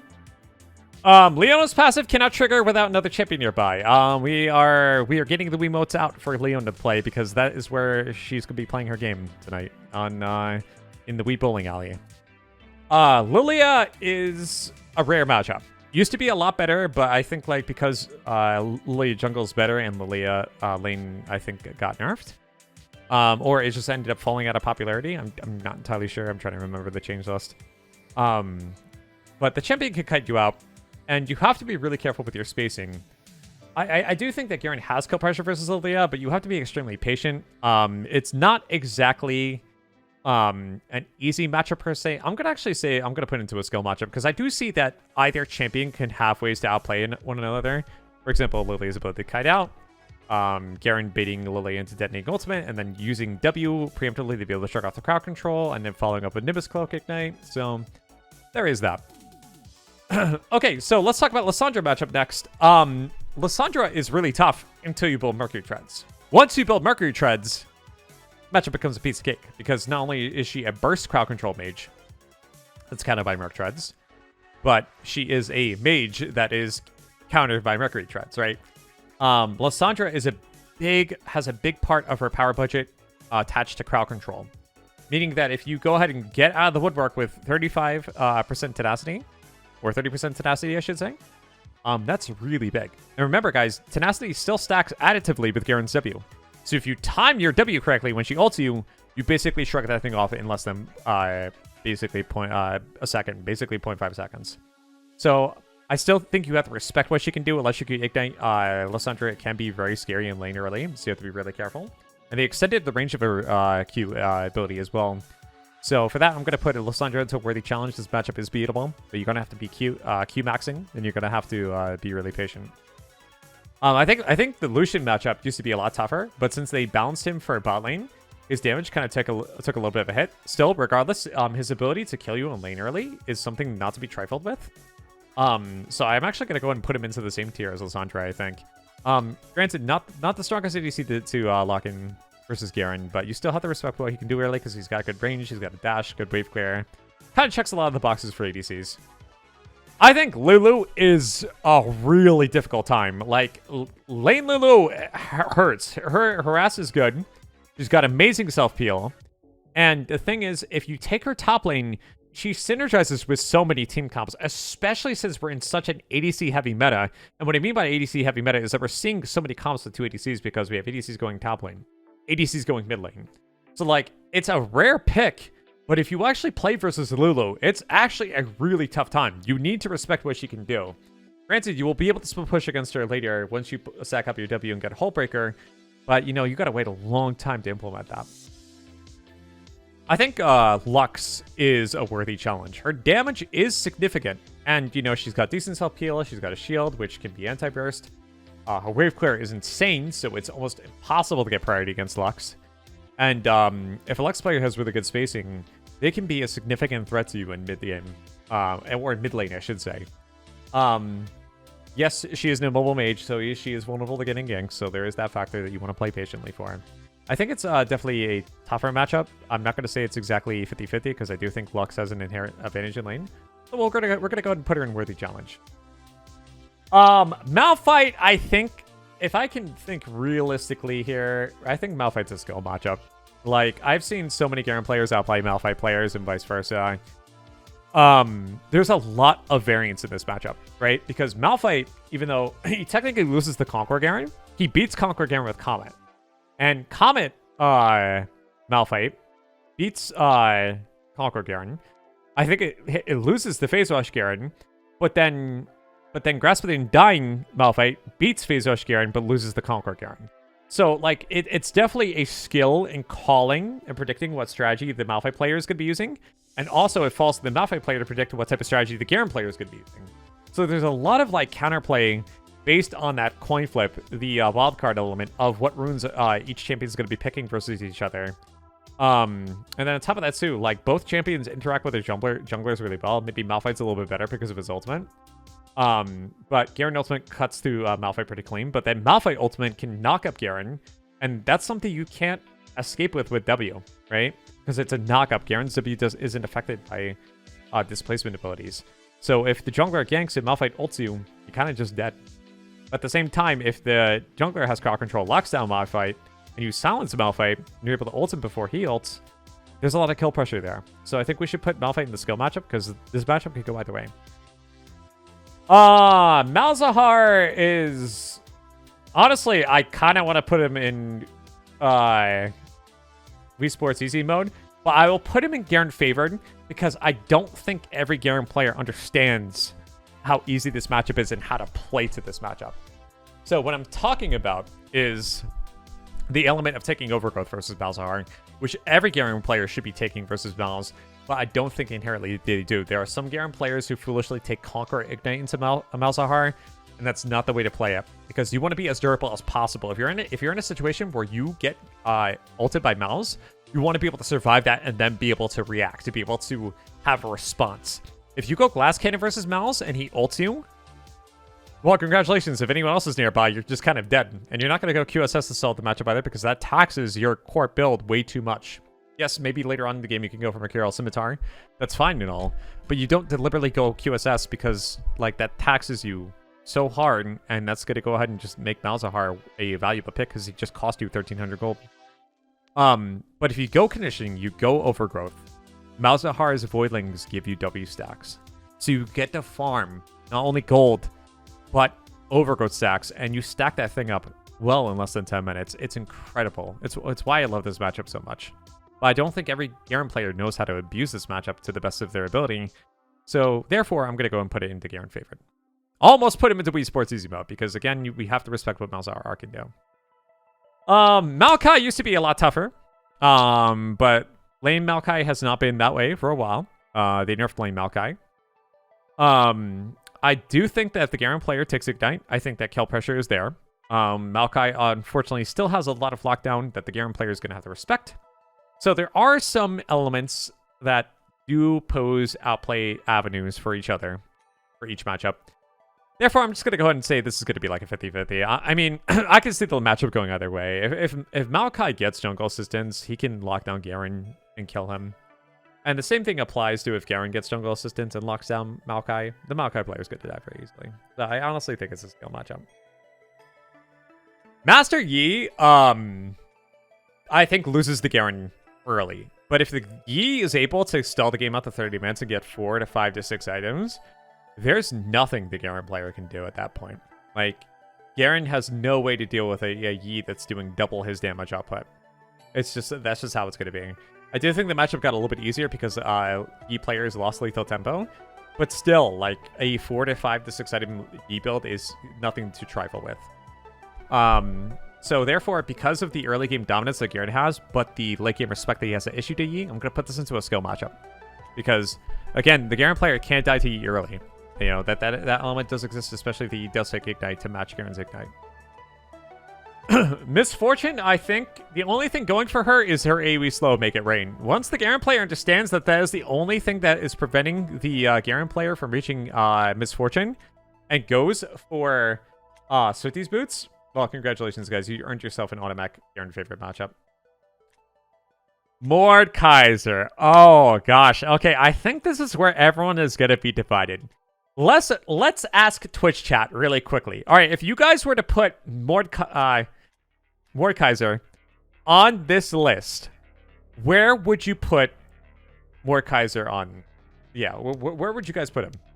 Because I feel like there's a big divide of opinions on this matchup, and honestly, like there is a lot of skill that goes into this matchup, but like honestly, there's a lot of people that just will not want to play this matchup out. That dread it, refuse to play it, will dodge it, ban it, all that stuff. I've had coaching clients ban it. So I want to hear your opinions, guys. What do you guys think about this one? Worthy challenge, very difficult. Worthy challenge, okay.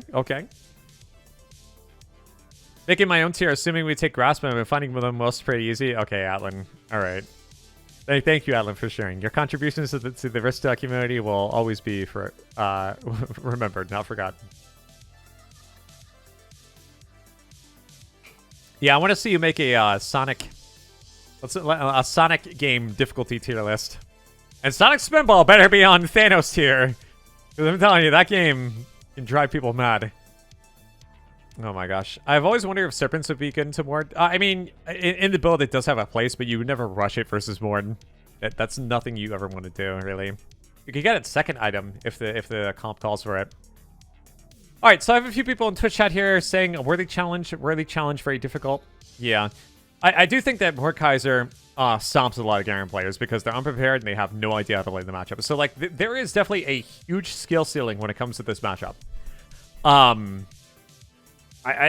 almost want to put Mordekaiser in very difficult for that very reason. But I do think as time goes on, I think more and more people are understanding how powerful Phase Rush can be versus Mordekaiser. So I think, respectfully, we're going to put him into worthy challenge here because he is a champion that I do think has an inherent advantage against Garen. Not exactly a 50-50, just because Mordekaiser steals stats from Garen when he ults, and he can also isolate Garen out of team fights, which is also something that we should not be discounting. So I think a worthy challenge is where Mordekaiser is going to be right there with Darius. All right, so here we go. We're going to talk about Morgana now. I think Morgana falls into the same tier as Lysandra, to be honest. Yes, you have to respect what she can do early, but if you were to get Mercury Treads versus Morgana, and you're taking Phase Rush, like, what can Morgana realistically do? I mean, she's got the ability to shove because her wave clear is pretty decent. But, like, I don't think it's going to be something really threatening to Garen ever. I'm going to go ahead and put this into the Garen favorite matchup right there with Karma. I just realistically think that this matchup is probably too easy for Garen. In fact, actually, if you get Merc Treads, I actually think that Morgana's not even a threat at all, even if she gets jungle assistance. Let's just go and put in Wii Sports. Sorry, Morgana, we're handing you the Wii Remote for this one. All right, Nami, just don't think that Nami really has any type of holding in the Lane Kingdom of Demacia. I really don't think this needs much of an explanation here. There's going to be a lot of supports that show up into the Wii easy mode tier, but it's okay, you know? We got a party going on. You know, it's Wii party for everybody. Free sushi? Yeah, exactly. Okay, so Nasus... Nasus has gotten a lot tougher over the years. And why is that? It's because they buff this champion every year. Like, they do this to a lot of Juggernauts. Like, this can trickle down from the big discussion I've had with you guys many times before about how the game is accelerating so much that Juggernauts struggle to keep up. If you tally the amount of buffs Juggernauts get every year per the amount of nerfs they get every year, it is a landslide difference of buffs versus nerfs, because there are so many Juggernauts that get a buff every single year. Because Riot Games understands that as the game evolves and continues progressing, like, Juggernauts get power crept so much to the point where they have to keep receiving these buffs, and Nasus is the biggest offender. If you look at Nasus's change list, he's probably gotten like maybe 2 nerfs over the course of the last 5 or 6 years, and maybe like 8 buffs, if I was to ballpark it. As a result, this matchup has gotten tougher, and I do think that the Garen player needs to really respect what Nasus can do, because even though I think Garen wins early, once Nasus reaches about 100 stacks with Sheen, like, you are not killing Nasus at full HP anymore. He's just gonna pop ultimate and run you down. I think that, like, for that reason, like, unless jungle assistance is involved, like, the Garen player has to really respect what Nasus can do. This is not a skill matchup. I think actually Nasus has the upper hand, because he definitely outscales. And Nasus's gank synergy, if Garen commits to using Q and backs off, and then Nasus tags him with W after, that's devastating. Yeah, so, again, guys, respect the game. Yeah, Nautilus, Mercury Treads, that's all I gotta say about that one. That is all I gotta say. Realistically, that's all we can say about that. Wave clear is terrible. They nerfed lane Nautilus several times over. Even playing versus Nautilus mid lane, not as threatening. You do need to be prepared, so I do think Phase Rush is appropriate. Merc Treads could be appropriate too. But yeah, if you build Mercs versus Nautilus, not only does he have no kill pressure against you, but his lockdowns could be minimal. Nico is a tough cookie. Not only can she trick a Garen into ulting the clone, meaning that you have very slim opportunities to be able to ult, but at the same time, her harass is good, her damage is good, her snare can scale up to 3 seconds, which is insane, right? This matchup is really tough.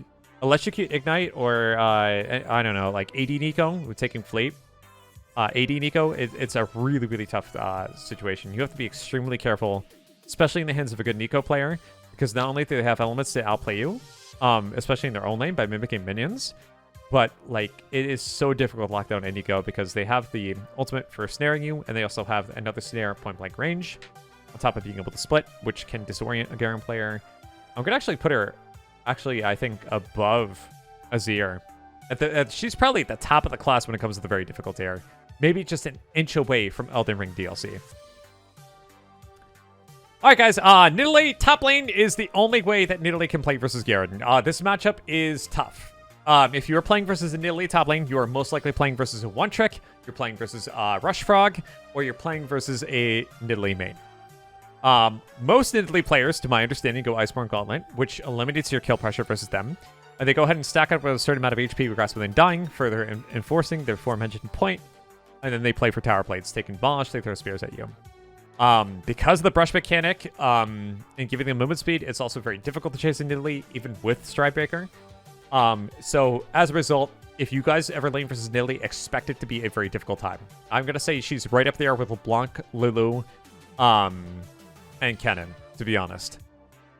Neela, I think, is not much of a threat. I think this is a Garen favorite matchup. Like, it's a low-range EDC. Can't really harass you under tower. Sure, she blocks your ult... not blocks ultimate. She blocks your Q.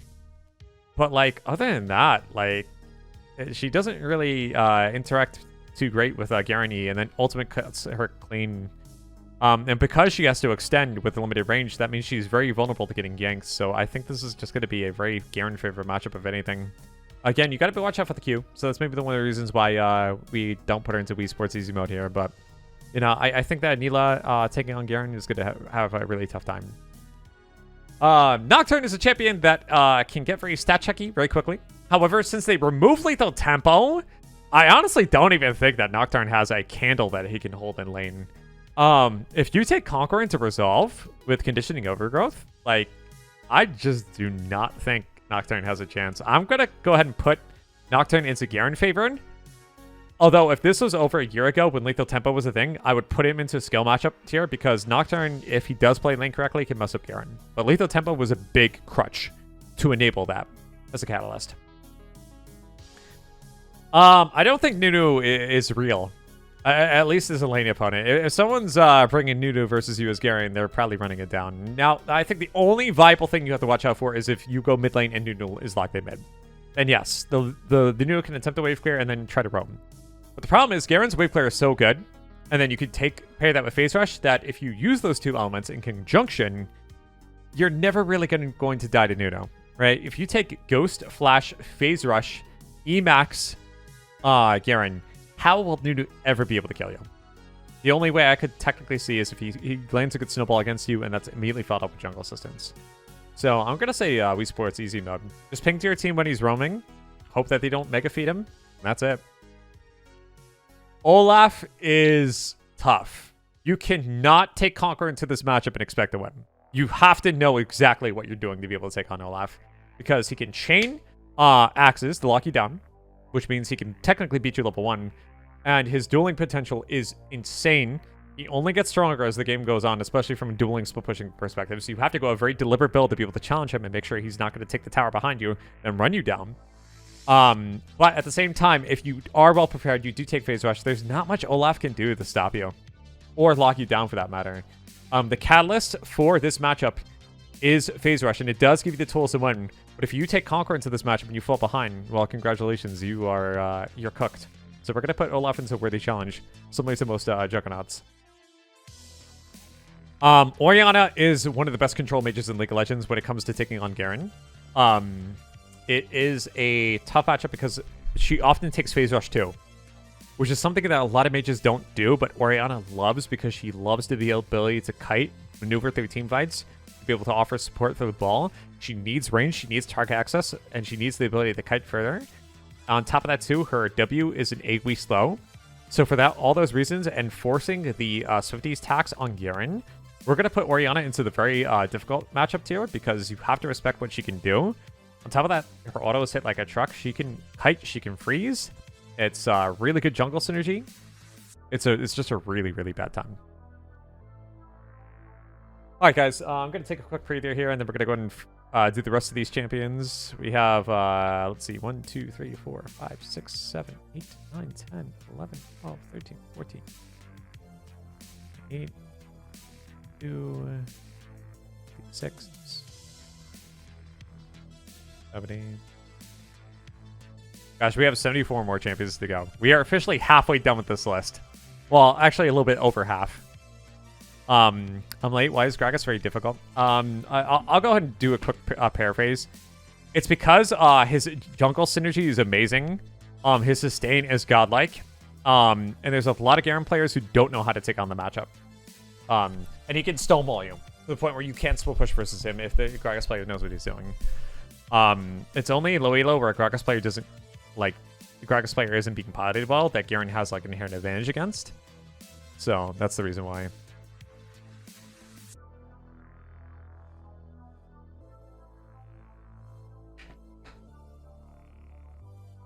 This is Garen mid and top. Yeah, this is Garen mid and top. When will Garen ever face an Ashe? Well, that's the thing, you know, like, it's gonna be a rare occurrence. Like, some of these matchups will not ever really show up, but it's just a hypothetical if in the case of we discuss them. Okay, so Ornn is a champion.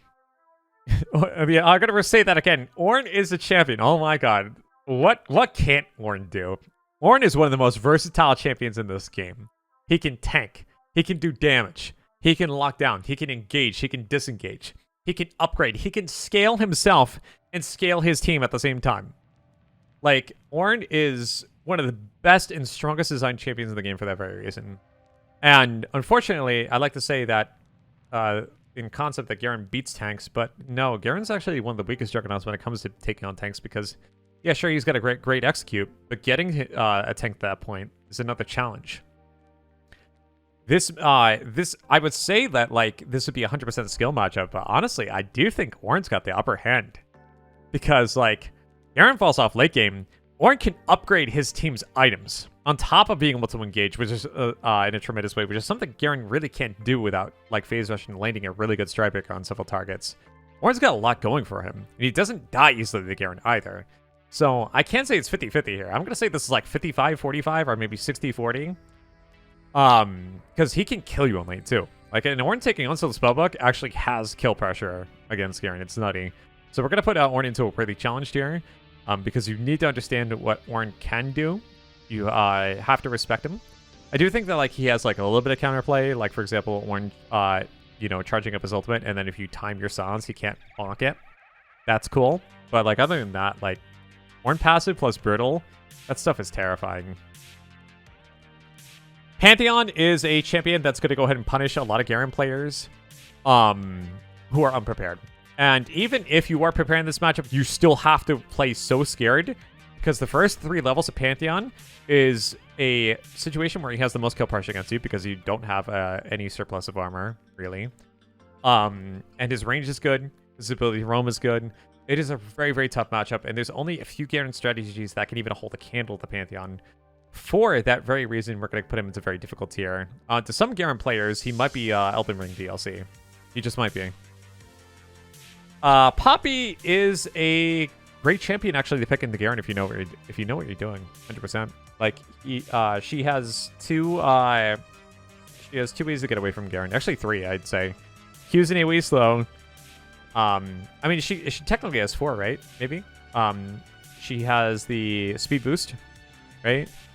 She has the Q. She can dash back to her minion wave if she's committing the Garen, right? If there's minions behind her, she can dash to them with E, and then her ultimate also gets Garen away, right? So if the Poppy player is managing the resources well, it's extremely difficult to kill her. Top of that too, like, since she can proc Grasp and Dying on her shield, she does a lot better in triggering and keeping Garen's passive down than other champions of League of Legends. So in the hands of a good Poppy player, they will run you for your money. I don't think this is a skill matchup. I think you gotta be really careful about Poppy. It's definitely a bit more favored towards her. I think this is a worthy challenge. Alright guys, Pyke mid lane.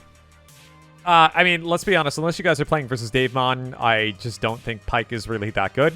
I do think that where Pyke shines the best is if he can encourage his jungler to go ahead and visit Garen and follow up with crowd control and have the execute to be able to share that gold. That is the ideal Pyke scenario. But again, since Pyke players do want to go lethality, and Garen averages about 5 armor per level, the longer the game goes, the more your armor is going to be drowning out his damage. On top of that too, Pyke players have to go Tiamat in order to be able to wave clear. Garen gets that for free. So I'm going to say this is a Garen favorite matchup. Qiyana is a skill matchup. And I will explain this a little bit. Like, Qiyana's got a lot of elements for outplaying Garen. Although Garen has a lot of elements for outplaying Qiyana as well. Right? Like, spinning over her, predicting where she's going to be if she's stealth, because even if she's stealth, she still gets hit by Garen's spin. If a Garen player understands how Qiyana's ice element works, or water element, where it's a 0.5 second snare attached to a 1 second slow, if they understand that they can just go ahead and use the Q for the other tail end of that crowd control, like, there's counterplay in that to be able to circumvent the ability. But thing is, Qiyana, I think, is a much better team fighter. And she has the ability to roam too. And if she gets jungle assistance, she has a lot of lockdown to blow up Garen. But in the side lane, Garen has the ability to go ahead and take on Qiyana. I don't think a 6-item Hullbreaker Garen build is going to be worried about a Qiyana with 3 lethality items, 1 armor penetration item, and no health. So, I see it going both ways. This is definitely a skill matchup because it really comes down to the pilot of both champions. Oh boy. It's that part of the video, guys. You guys have waited how many hours? 2 hours? I don't know how long we've been at this for. But we have finally reached the Quinn matchup. And let me tell you guys that this matchup, as you guys probably already guessed, is no joke. It's a tough one, right? I find that the only time I'm able to punish Quinn players is if they're first time in the champion and they don't understand that they should wait to use Vault after you use Q, right? And cut you out until that happens. There's a lot of Quinn players who will use their Vault too liberally, and then that gives you an option to beat them, but unfortunately, like, disregarding that type of speculation, she's a champion with an insanely good safety in lane because of her because of Valor. Got really good damage. Her dueling potential is pretty good. She can go Ravenous Hydra for not Ravenous, Profane Hydra for wave clear.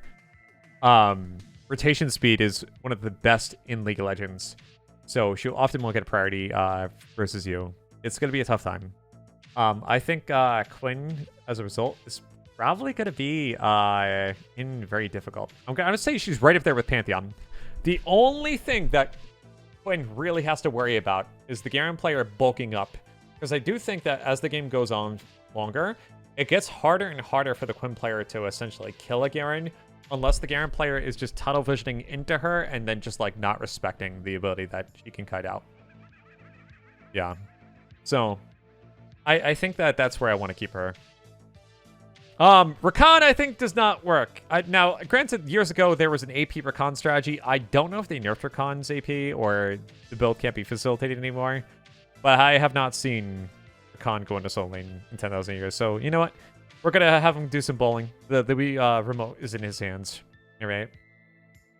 Rammus, I don't think is much of a threat to Garen because his spin bypasses Rammus's Powerball. I'm sorry, his I forget the name, the reflection ability, like the Axis Thormel, and since Rammus players also rush Thormel, that's also another thing that Garen player can bypass, and then his ultimate cuts clean through Rammus like a sack of bricks, with a grenade, if that analogy makes sense, or metaphor, I should say. Yeah, I just don't think this matchup is much of a threat. I think this is Garen favorite, because if the Garen player gets Black Cleaver, there's just so much armor that Garen can basically strip off of him to be able to like make him squishy. So, and then if Garen takes Ignite in lane, the Rammus is gonna have to play really, really careful. It's just basically baiting a play under tower, which I don't think many Garen players will do because they understand how taunt works. And then it's basically just following up a jungle assistance. That's all Rammus has. If he doesn't get any of those factors, he's just gonna lose. Yeah, you can also W his taunt too. Thankfully they nerfed Rek'Sai in lane. So this matchup is a lot better, I think, because Rek'Sai top lane has fallen off the face of the earth. It's just not a good matchup anymore. It's not a good champion to lock in anymore. So I think because of the numbers adjustment and how things have been alleviated that way, I do think this is going to be a Garen favorite matchup. Rel, I don't think exists in the solo lane. So just like with the other 10 supports, they're all playing Wii Sports. They're having a fun time. Rakan's going for some golfing. This is Renata Glosk, guys. I do not think I need to explain why we are handing the Wii remote to her. All right. Renekton is really tough. Like, I'm almost debating putting him into Elden Ring DLC because a PTA Renekton with Ignite is something to be very afraid of. I do think that the matchup gets better over the course of time. Like, the longer the game goes, the more that Renekton is going to be vulnerable to Garen's Burst. And then inherently, Renekton is going to have to also itemize some sort of armor penetration or reduction, like Black Cleaver. Otherwise, the Garen's inherent scaling and durability is going to be a lot more than Renekton to handle. Therefore, he has to really earn that surplus in lane by pushing for plates. I'll probably put Renekton into very difficult. I almost want to put him into Elden Ring DLC right next to Camille here, but if I had to choose between Camille and Renekton, I would 100% just choose Renekton. Rengar is a matchup that, like, I think it's actually very similar to Kled, right? Because it's such a rare matchup that you can throw super easily, and you need to take a very specific rune page to be able to take him on. And I do think that Conquer into Resolve is probably the best way to do it. Because, again, the Rengar player is going to probably want to go for lethality. And I just don't think Bone Plate's good versus Rengar. I don't think Second Wind's as good. So you might as well just take the Scaling Conditioning rune, right? And then if you scale up with your first item with Conqueror, I think you just win versus Rengar. Because remember, his scaling is meant to be, you know, itemized as an assassin. And again, 5 armor per level, that's going to be a natural deterrent to that. So I think we'll just go ahead and put him into very difficult because, well, the Rengar player has a lot of ways he can outplay Garen. And if you're not prepared in this matchup, it's going to be a really hard time. Riven is a... Let's see. What do I want to do with Riven here? Let's see. What do you guys think about the Riven matchup? Honestly, I'm going to say... I want to say for Riven, it's a skill matchup. Because, like, I don't think it's exactly a Garen favorite matchup. And I don't think it's exactly a Riven favorite matchup either. I really feel like it comes down to the pilots of each champion. Yeah, it's highly dependent because there's a big difference between a Riven player who's banked 1,000 games compared to a Riven player who's only banked 12, right? There's just not going to be that same level of mechanics. I'm going to say it's dependent on the pilot, dependent on the matchup. So we're going to go ahead and put Riven there, I think. Yeah.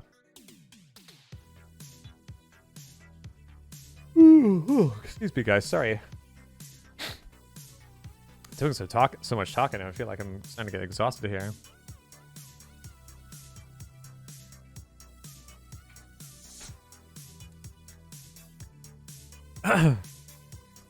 Yeah, so Rumble is a just downright terrifying matchup. Like, playing versus the champion in lane is playing Five Nights at Freddy's for the first time. And like, this champion can run you down as early as level 2, and if you try to fight him level 1, he chunks you for half your health bar. Now, granted, this matchup has gotten a little bit easier since they nerfed a Rumble a little bit, a slight bit. But let's be honest, guys. The number one type of champion that this champion counters is melee champions, especially melee champions who don't have abundant dashes to be able to dash out of his Flame Spitter and then go back in. Like a big example of this is I think Irelia has a better time versus Rumble. Because she has ways to go ahead and maneuver through a wave to be able to avoid that Flame Spitter damage. Garen doesn't really have that, especially in situations where he wants to farm. So yeah, terrifying matchup. Extremely difficult to take on. This champion can literally just go ahead and power dive you if you're not careful, right? Elden Ring DLC for Rumble, I think, is what it's deserved here. I'm going to say the same thing for Ryze, too. Ryze is a champion where if you're unprepared, you are going to get screwed. Very, very good consistent damage output. Takes Phase Rush. Has an ultimate for escaping, which means you're going to have to land stance on him before he ports away with ult. Rush is mana items, so he's got really good longevity in lane. And then he also has point and click abilities, which kind of makes that tough because there's no dodging involved, right? And he also has a way to lock you down with a snare. So, yeah, when you play versus Ryze's Garen, expect it to be a horrible time. I don't think Samira in a solo lane really works, in my opinion. Kind of limited range, in my opinion.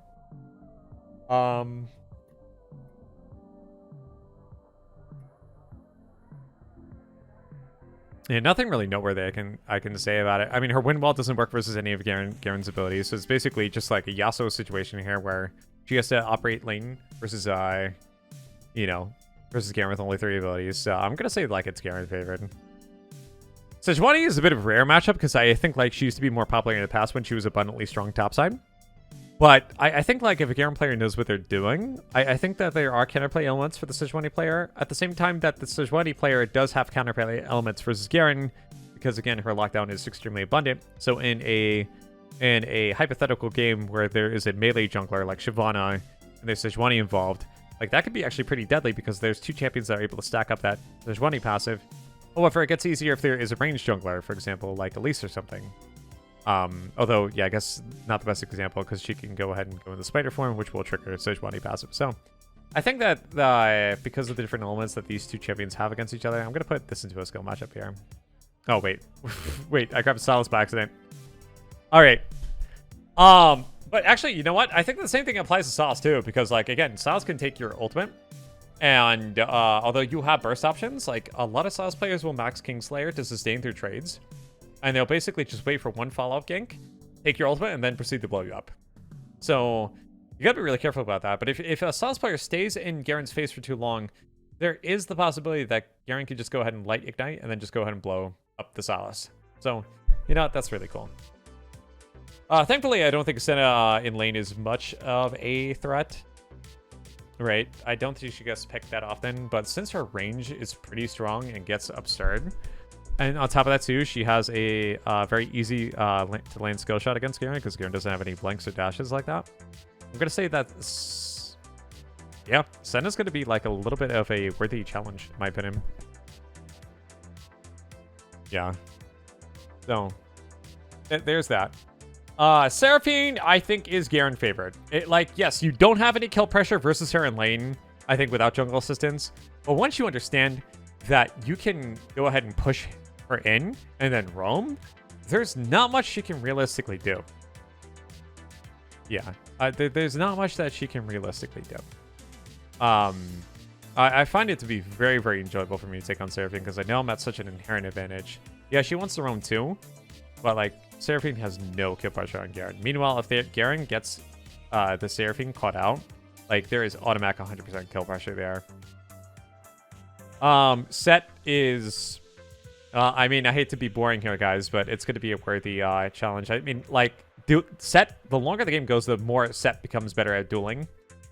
So, like, I think that's one of the reasons why Garen, like, struggles in this matchup, because, like, fighting Set in a 1v1 is not possible unless you get an insane lead early. But even then, like, Set's lead is... Set's ability to play aggressive is really strong. He can Conquer Ignite and kill you as early as level 2. His shield is also anti-burst heavy. However, it's only able to be detonated if he doesn't get silenced, meaning that if the Garen player lands an opportune silence, then yes.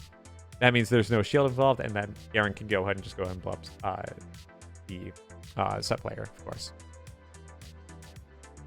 How would you do dodge this W, true damage? You good? So you have to probably time phase rush really well to be able to dodge it. Sometimes you can dodge it. Other times the Set player buffers his abilities in a way where you can't dodge it. So that kind of sucks. And the matchup ends up, as a result, watering down to a big war of attrition. So it's really playing that resource game because even though Set's passive is stronger the first 6 levels, once Garen gets to level 7 and beyond, that's when Garen's passive becomes stronger than Set's. I think that Garen wins versus Shaco. I mean, I gotta be honest with you guys. I have played versus Pink Ward. I've gotten outplayed before. I've also outplayed him. It's a big mind game, like a big mind game. I just don't think that means Garen wins inherently, nor do I think that Shaco wins inherently. More so, it will come down to the pilots and how well either champion knows the other champion as opponents. So I think for that very reason, we're going to go ahead and put Shaco into the skill matchup here. All right. Shen's a little bit of a tricky one. You know, I have mixed thoughts about Shen. Because, yeah, I do think that Shen taking Ignite actually has a lot of kill pressure, but it's a completely different game if he just takes Teleport and wants to play the map. Right? So, like, there is definitely that.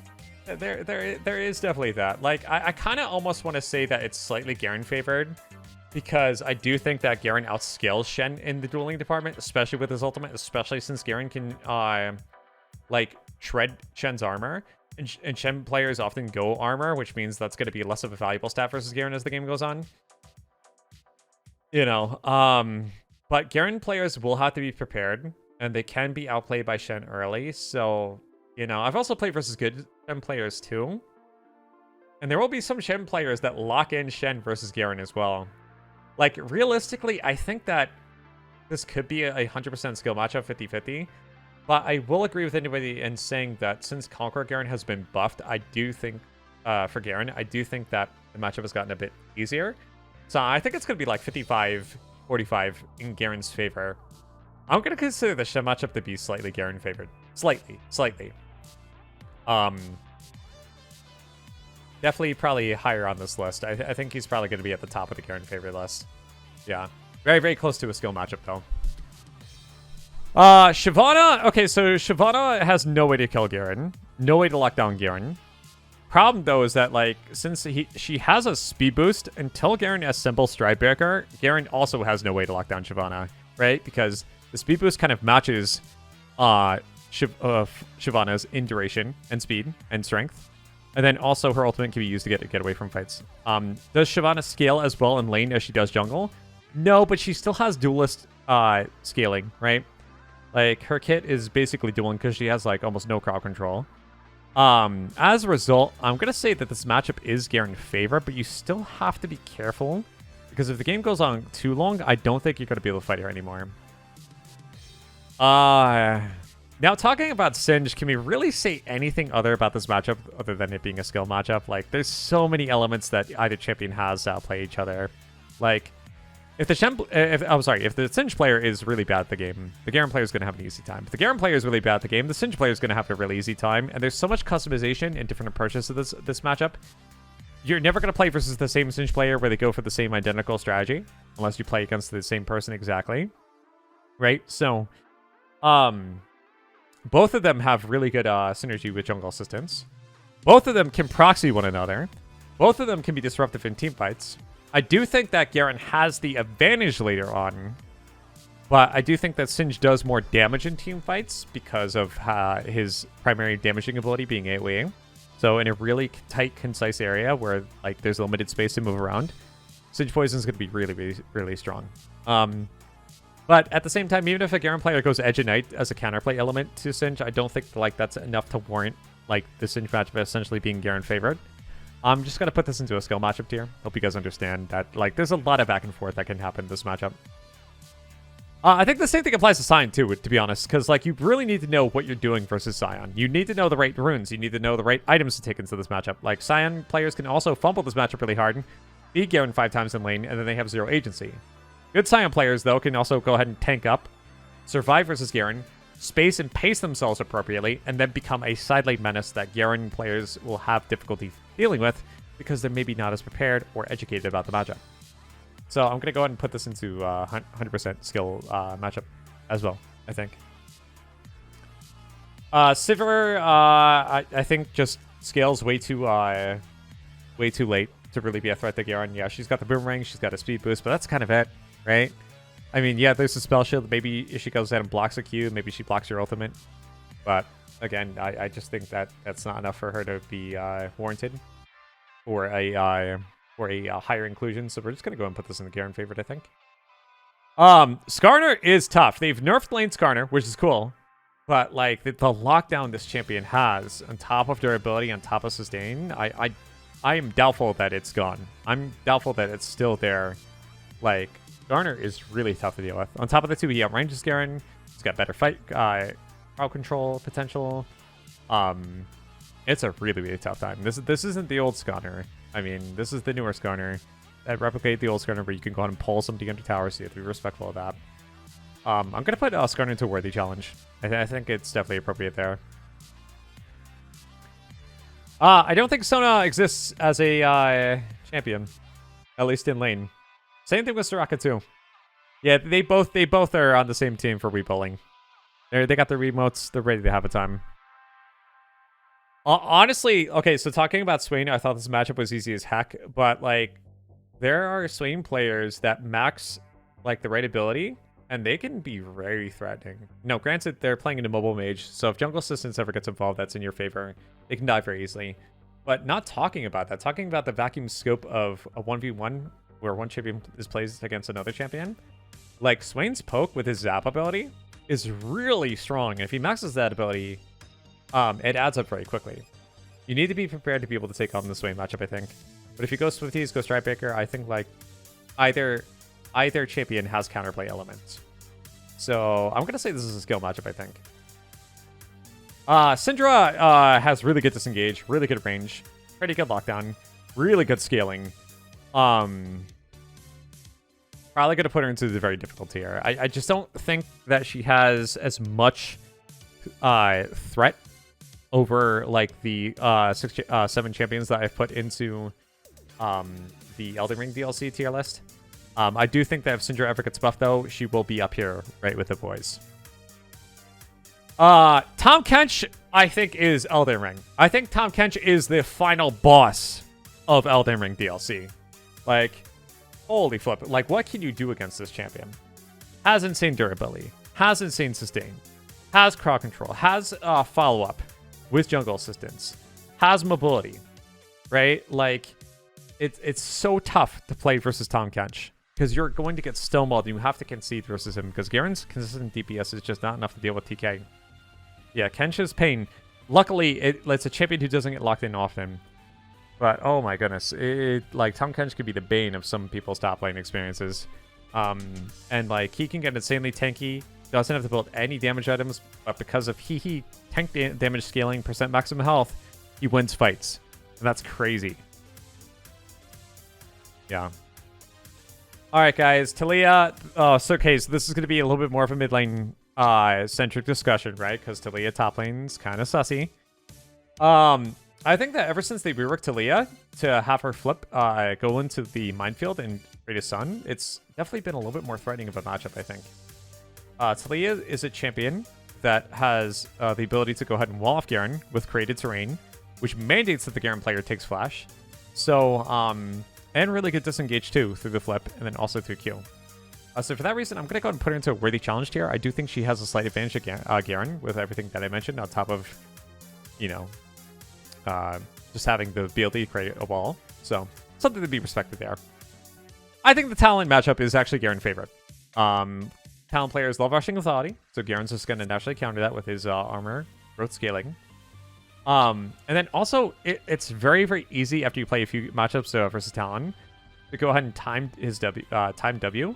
Because the two biggest things you want to use W for is when the Talon player dashes in to go ahead and trigger passive against you, or they stealth for a few seconds, and then you basically have to wait for them to reappear, which might be the tougher option of the two in terms of reactions, to be able to vault all those blades into you, and then you can go ahead and W that. So I do think that Garen is favored for this matchup, in my opinion. Funneling doesn't exist anymore, so I just don't think Taric exists as a lane champion. Support Taric is fine and all, but we're not doing Garen support. So hope you guys understand that. Yeah, he's holding the Wii remote here. Teemo is always a fun one, right? Always a fun time. Can kite out Garen. Has really good vision through shrooms. Can keep Garen's passive down, right? Has a blind which stops Garen Q, right? I think the only reason why I'm not putting him into Elden Ring DLC is because, like, he's just not the scariest monster under the bed. Like, yeah, he gives a little bit of a spooky feeling, but Teemo's play rate is very, very low, and that's because of just, like, the dedicated player base. It's a very, very, like, you know, it's a player base that, like, it's a cult classic for Teemo. You got to be really, really engrossed by Teemo to play him. So he has kill pressure through Ignite and PTA, right? You know, he has good kiting ability. You know, he gets move speed out of combat. You know, you got to really respect this matchup. I'm gonna put Teemo into the very difficult tier because oftentimes you're playing versus Teemo, it's a Teemo main, and they are by far in most situations more prepared to take you on versus you are prepared to take them on, right? Because Teemo, like, approaching Teemo has to be done in the way that you don't approach with other champions. So I've heard legends of I Am Sunlight's Thresh top lane. However, I have yet to see it in person, and honestly, I don't think there's any type of lockdown or threat that Garen can really have over Thresh. Bezos just goes ahead and vaults out of his ultimate, like, chop liver. So I do think that, like, we're having Thresh join as the 10th support, I think, in this tier list to be holding the Wii remote tonight. All right. Okay, so by the time you guys watch this video, if you guys are watching it when it's published, Tristana's not going to be nerfed yet. I'm going to go ahead and make my judgment call based on what I know now compared to a speculation in the future. So Tristana is really good, like really, really good. And not only does she have amazing turret taking potential, but she has really good disengage through her jump, right? There's a lot of things that are going on for Tristana. And they often take moment plating too, so you can never really realistically go for 100 to 0. There's just that. So I'm going to put Tristana in very difficult. If she gets nerfed and those nerfs are significant, we'll go and put her into worthy challenge. But I think when you're playing versus Tristana lane, you have to be extremely careful. Alright guys, next up, we have Trundle. I've talked about this matchup many times before. Trundle's a champion who can very quickly outscale you. Why? Because he steals your stats off of Q, off of all. He can give you a speed boost ability too, right? And his ability in taking towers is unrivaled. This champion will look at a full HP tower and take it in less than 10 seconds.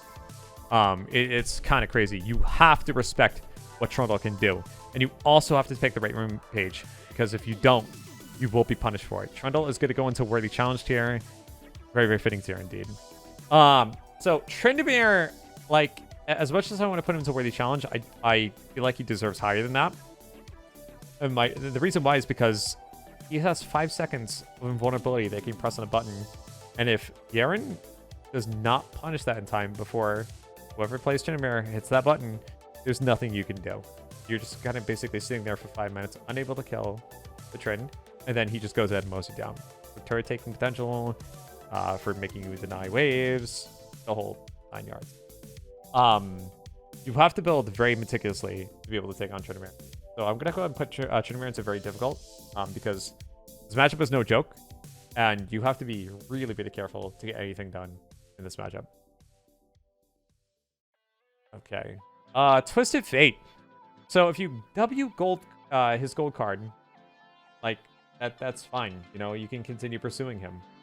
Problem is that Twisted Fate's wave clear is pretty good. Very, very good choice. And then also, he can also roam. So if he leaves from mid lane, he can get to mid or bottom pretty instantly. So he has that priority permanently to be able to help out his team. Doesn't mean that he's infallible, though. You can definitely outplay Twisted Fate by trying to match his roams, or you go ahead and just stay and just push for tower plates.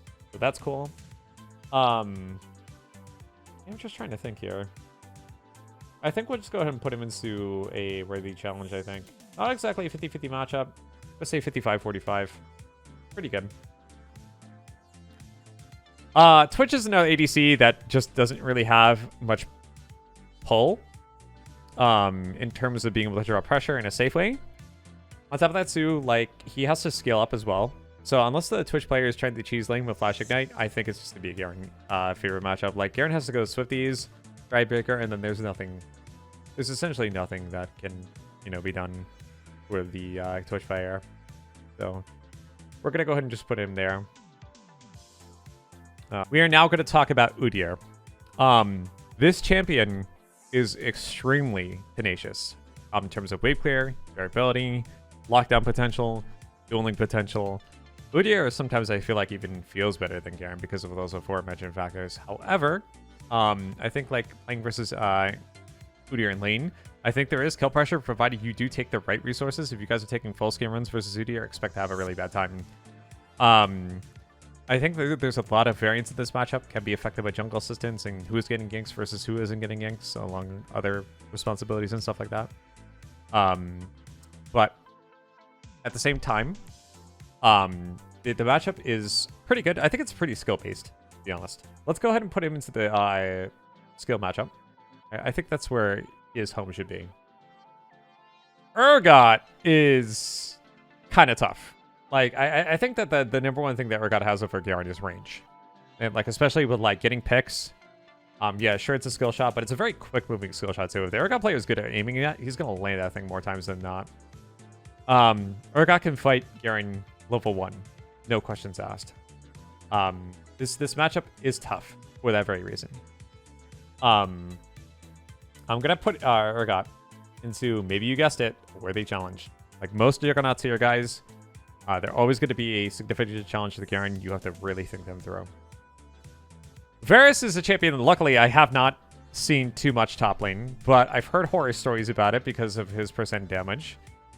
His range is extremely good, right? And I've seen a lot of Varus players solo kill or 1v2, and it's actually pretty scary.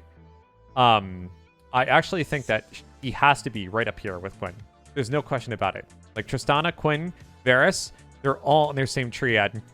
The trifecta of ADC pain, right? All right, guys. We get to make a big decision here. Do we put Vayne into Elden Ring DLC, or do we put her into very difficult? And let me explain why. The sole factor that is leaving me conflicted right now about this choice is the fact that you can build Edge of Night versus Vayne. I think that Vayne is so much more manageable past 20 minutes, past 25 minutes, past 30 minutes when Edge of Night is in the equation. Because not only does it give you kill pressure, it gives you a spell shield, but there's nothing Vayne can really do. If you get on top of Edge of Night, she's just cooked. So, like, there is that counterplay element. And let's go ahead and compare that to someone like Hale, who, like, can basically ult preemptively. And you don't get that same type of kill pressure. Yeah, so, alright, you guys say Elden Ring? Alright, I'll make a community choice with this one, guys. Vayne is going to be in Elden Ring. Maybe not the highest Elden Ring DLC character because of Edge of Night, I think, is the saving grace. But this champion can mess up Garen very easily. Every Vayne player takes Ghost Flash, so oftentimes they'll match their summoner spells with yours. It's going to be pretty tough. Now, Vigar is a champion who you can counterplay pretty easily if you're prepared, because Garen's W offers him 60% tenacity, so if you can combo that with Mercury Treads or Sterak's Gauge, walking out of that thing is actually pretty easy. Problem is that Vigar, oftentimes if you're roaming, is just going to spend that time hyperscaling and then use that ultimate to either kill you, kill your teammates. It's not going to be a fun time. I do think that Vigar is a bit challenging for that very reason, because you're on the clock. Like, if he gets 1,000 AP, it's going to be a really bad time for you, and you need to be well prepared for that. I'm talking Sterak's, maybe Force Nature, Arcane Rooker, and all that jazz. Okay. Let me ask you guys, has anyone ever laned versus Vel'Koz before as Garen? Anybody in chat? Anybody ever laned versus Vel'Koz as Garen? Well, I'm going to go ahead and spoil it for you guys. This matchup is a nightmare. It is a nightmare.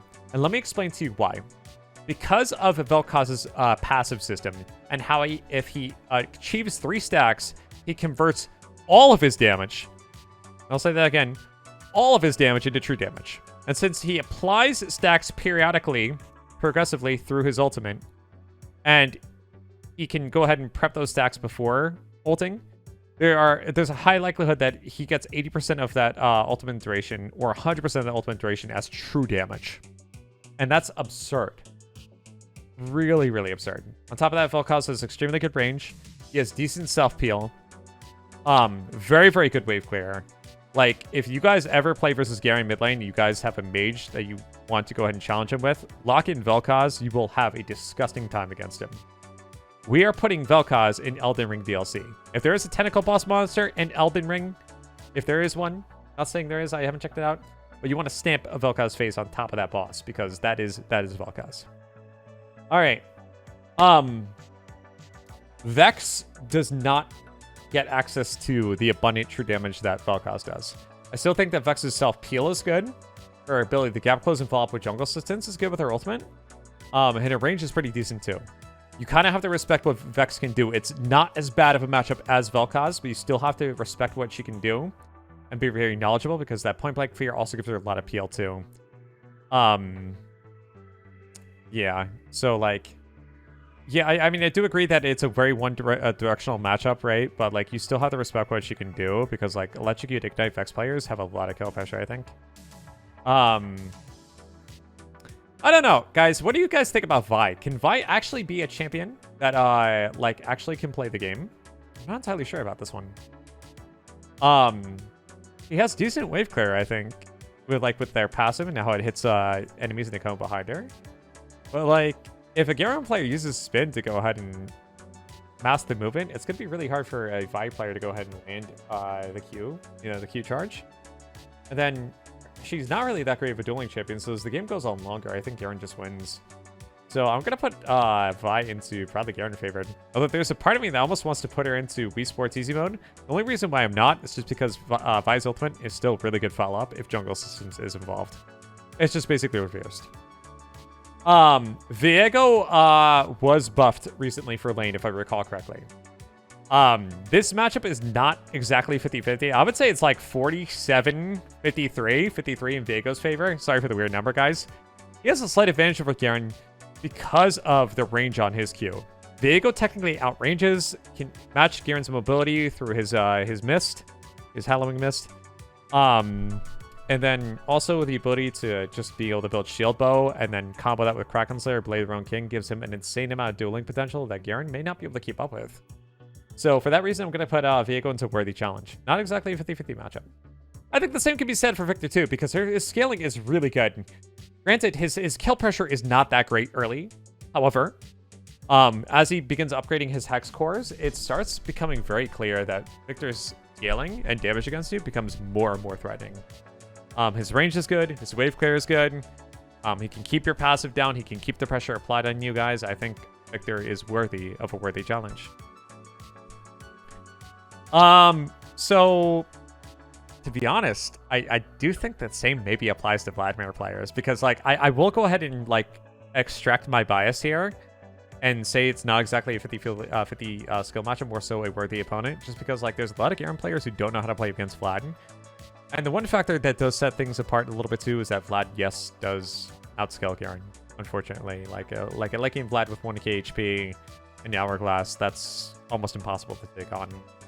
And you're going to need help. So I do think for that reason that we're going to put Vladimir into a worthy challenge. Still a beatable matchup if you go ahead and study and know what runes to take. Like, for example, I like taking Phase Rush into Vlad. I think Conqueror versus Vlad is a mistake.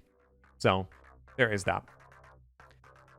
Oh boy, if I was to imagine a League champion as Elden Ring DLC, I mean, how could we not picture a Freljordian god as Elden Ring DLC? My, oh my. Volibear is the bane of my existence. I dread this matchup. If you guys want to lock in an easy-to-play Garen counter and learn that champion within 5 games, just lock in the bear, dude.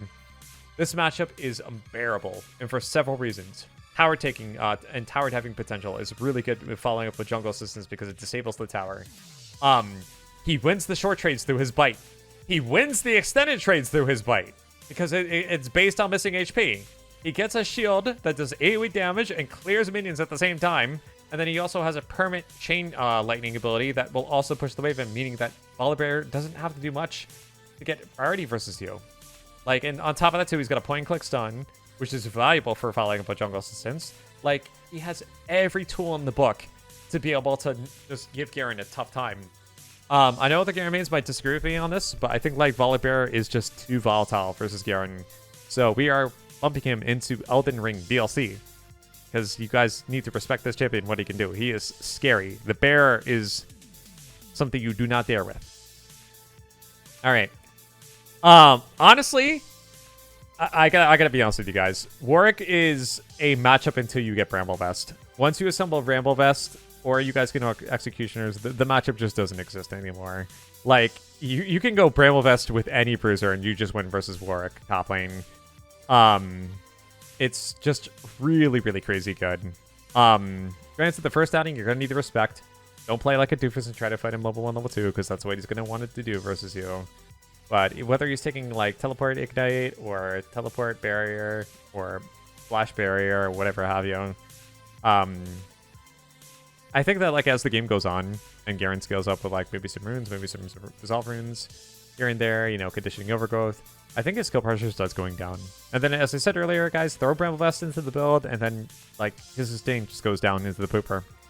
I'm gonna say that with all those things mentioned, though, not every Garen player is gonna know all these approaches, all this methodology. So I'm gonna put him into the low end of the skill matchup here. I think because like this matchup can technically go either way. And I think that we need more time for more Garen players to be educated on how to deal with this matchup properly. Same thing with Wukong too. Honestly, like I think that Wukong has outplay opportunities for Garen and vice versa, right? On how the Garen player can be have his ultimate baited out because of the identity split, right? With Wukong clone. Wukong's range is slightly better. Wukong has 2 knockups, so there is ample tools to be able to help with jungle assistance. His minute costs aren't that bad. It honestly can go either way. Like the Wukong player is going to probably be taking Conqueror or Grasp or PTA. I don't know, but we'll have that natural advantage. So Zyra is still a champion. I say that's a little bit more difficult than your average easy ADC because she has the feather system and then also has her jump, which makes her untargetable as her ultimate. Right, so she has some peeling elements. However, I just don't think that she's going to be that viable in a laning phase perspective. Sure, she could complete one item, but if you're playing safe and you're focusing on high CS per minute, you're going to be able to complete your item right around her getting that item. And therefore, I think you just pretty much win. I think a Briikachu Garen wins versus a Xayah player in a 1v1. So I think for that reason, we're going to go ahead and put Xayah into Garen favored. Now, Xerath is kind of subjective. Like, we could honestly put Xerath in, like, 4 different tiers here because, like, let's be honest, if the Xerath is scripting, it becomes a completely different ballgame. If it's a Xerath OTP or main, like Hot E-Boy Xerath, it also is a different ballgame. So, I'm going to try to eliminate the edge cases here, guys. I'm actually going to say that unless you're playing versus a Hot E-Boy Xerath or a scripting Xerath, I honestly think that this is a Garen favorite matchup. And the reason why is because Garen has a free speed boost. He can shrug off Xerath's stun very easily, provided you have good reactions. His E can mask movement, which it makes it very difficult for his Xerath player to finish off a Garen player with ultimate. There's just a lot of things going for him. Like, I think, like, out of all the mages middle, I have the most time against Xerath, as challenging as it can be, just because of these factors. So, again, the only exception to this this placement in the categorization on this tier list is if you're playing versus a scripter or a really dedicated Xerath main. Anybody play against Xin lately?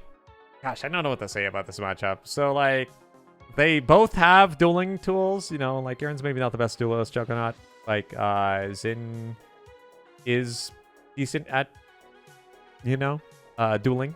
Right? You know, he's got the all-in with Hail of Blades. He can take Ignite. So he can pretty much just go ahead and match the aggression that Garen is if he chooses to do so. Yeah, closing is a lot better. I think, like, if Xin goes the right build, he can turn himself into a really good duelist, which would inherently, you know, make things difficult for Garen.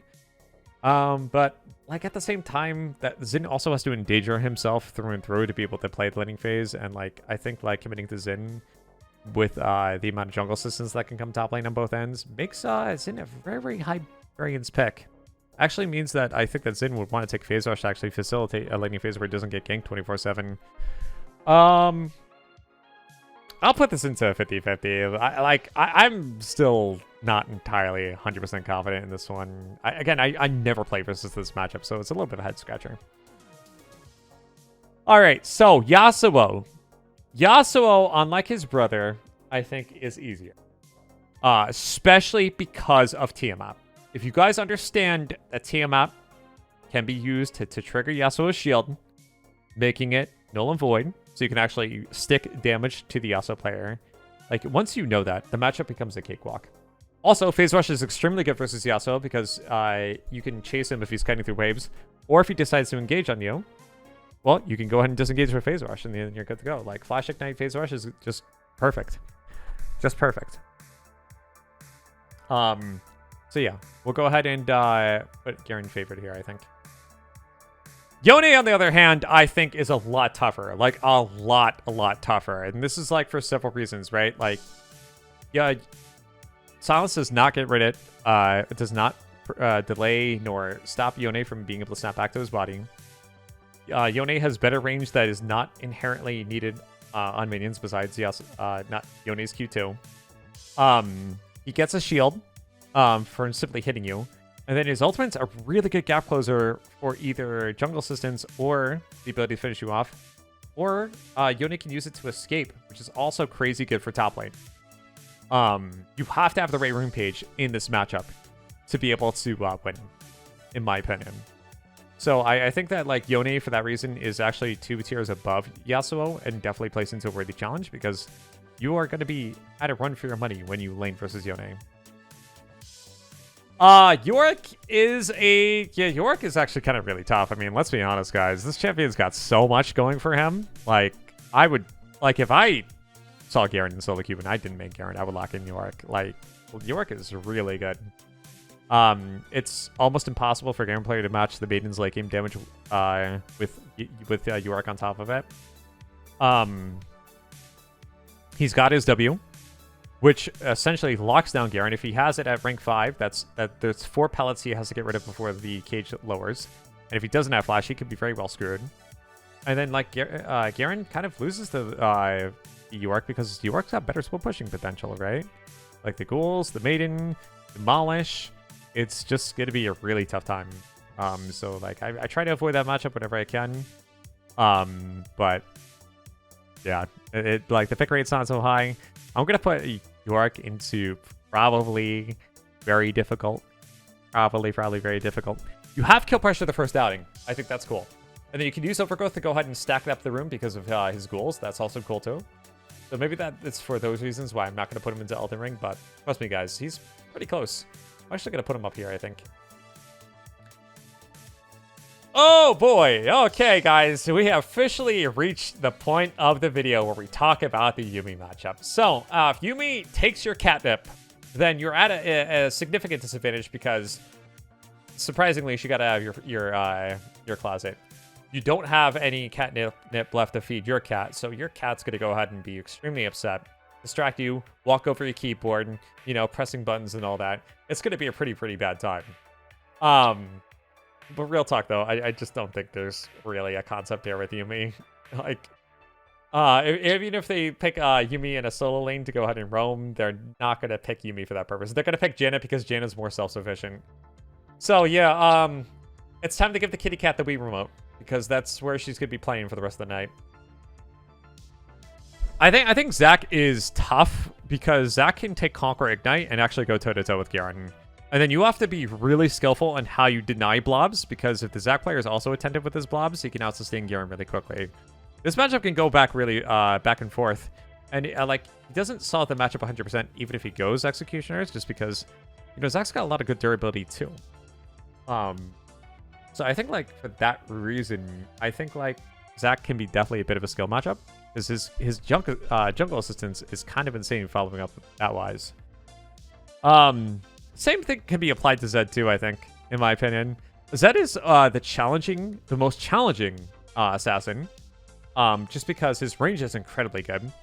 He has a blinking kit, actually several blinks, and like he scales up pretty well. Like he will take first strike versus you and rush that 12-minute Ravenous Hydra. And that at that point, that's kind of tough because like that item offers lifesteal, so it works with the sustain. And then yeah, he's gonna like, you know, choose to make plays there. So like, I think like Zed, you have to be really careful. Now you have counterplay elements too with Zed's ultimate, right? Like if he uses his ultimate against you, you can go ahead and W his pop. But not every Garen player knows how to do that. Like some Garen players will foolishly use W as damage is accumulating, thinking that's going to go ahead and mitigate the pop damage. That doesn't work. So like, I think that Zed actually is a bit of a worthy challenge because of those factors. Like once Zed assembles Ravenous, the matchup actually gets kind of tough. And he makes a lot of gold off of you too.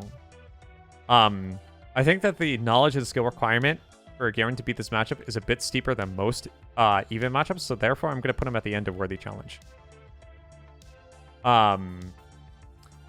Zeri in a solo lane, I think just does not work anymore. I really think does not work. She takes way too long to scale up. She's better off being cradled with the support. I mean, yeah, she has the ability to jump over walls and stuff, but if a Garen player chooses to push her in with, you know, Demolish, there's not much Zeri can realistically do, I think, once Garen gets enough levels in. They're going to put this in Garen favored. I do think Ziggs is kind of tough. You are basically playing Galaga, and then Ziggs will go ahead and play for tower plates. You are going to be on your feet. You're going to be dancing. You're going to be staying fresh and frosty because you need to go ahead and dodge stuff versus Ziggs. If you get hit with too much stuff, he will ult you. Could threaten some kill pressure. But the biggest threat to you with him is definitely hit tower plates because that's how he wants to get fed, regardless if he gets kills or not. So I'm going to say Ziggs is going to be into a worthy challenge as a result.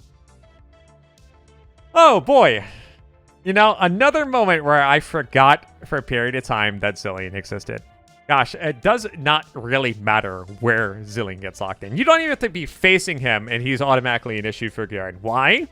Because a point-and-click ability that he can put over any of his champions to say, haha, this champion's not dying, or I'm not dying, and I come back with near full half health. Yeah, that is a big hindrance to Garen's agency in fights. Top of that, too, he has a gigantic slow. He can refresh that to apply another gigantic slow or a speed boost. And his poke is actually pretty decent too. I think in lane he doesn't have much kill pressure, but it's just the threat of Zilean being able to group late game and you being forced to group that really drives this matchup home in terms of its fear. Like, doesn't matter where he is on the enemy team. If you are facing Zilean and you accept that team comp, guys, buckle your seatbelts because you're going to be in for a bad ride. All right? We are putting him into Elden Ring DLC. Oh, Zoe, Zoe, Zoe. You know, you love to see Zoe. We always love seeing Zoe here on the Rift. We always love seeing Zoe. Yeah. True damage. Can point blank Sleepy Trouble bubble you. Has access to other summoner spells and item actives. You know, can stall a fight with her portal jump. She procs Electrocute extremely easily. Like, I don't know what else to say with this champion. Like, this matchup is a nightmare for Garen. Phase Rush, like, you can take Phase Rush to scale versus her, but you're not using the room for 15 minutes because you can't even fight her. Conqueror is also a mistake. So, like, the only realistic way, which I will demonstrate to you guys in an upcoming video, in fact, you guys want to go ahead and watch this video tomorrow. Actually, no, we published it today. Yeah, you guys go ahead and watch the previous video that we uploaded today, how I took on Zoe with Unsealed Spellbook. Unsealed Spellbook is the only way to survive the Zoe matchup. Keyword, survive. It doesn't mean you beat the matchup automatically. It means you got the tools to maybe survive. Right? I'm talking about biscuits. I'm talking about access to teleport to get back lane. I'm talking about Second Wind. I'm talking about Overgrowth. I'm talking about Doran Shield. You're holding on to the rope of life when it comes to the Zoe matchup. Zoe is the spawn demon child of Elden Ring DLC. Alright, guys. We're going to talk about Zyra. Zyra is a bit more popular in the jungle right now compared to lane. Honestly, though, if you take Overgrowth versus Zyra, she is doing a service to you. Like, a literal service. I do think this matchup is Garen favored, akin to the same reasons why Malzahar is Garen favored, because she's going to spawn a ton of plants, and then you stack up Overgrowth within, like, 8 minutes. That is value right there. It's free real estate. Briar. Briar, I think... Okay, so I played versus a Briar recently.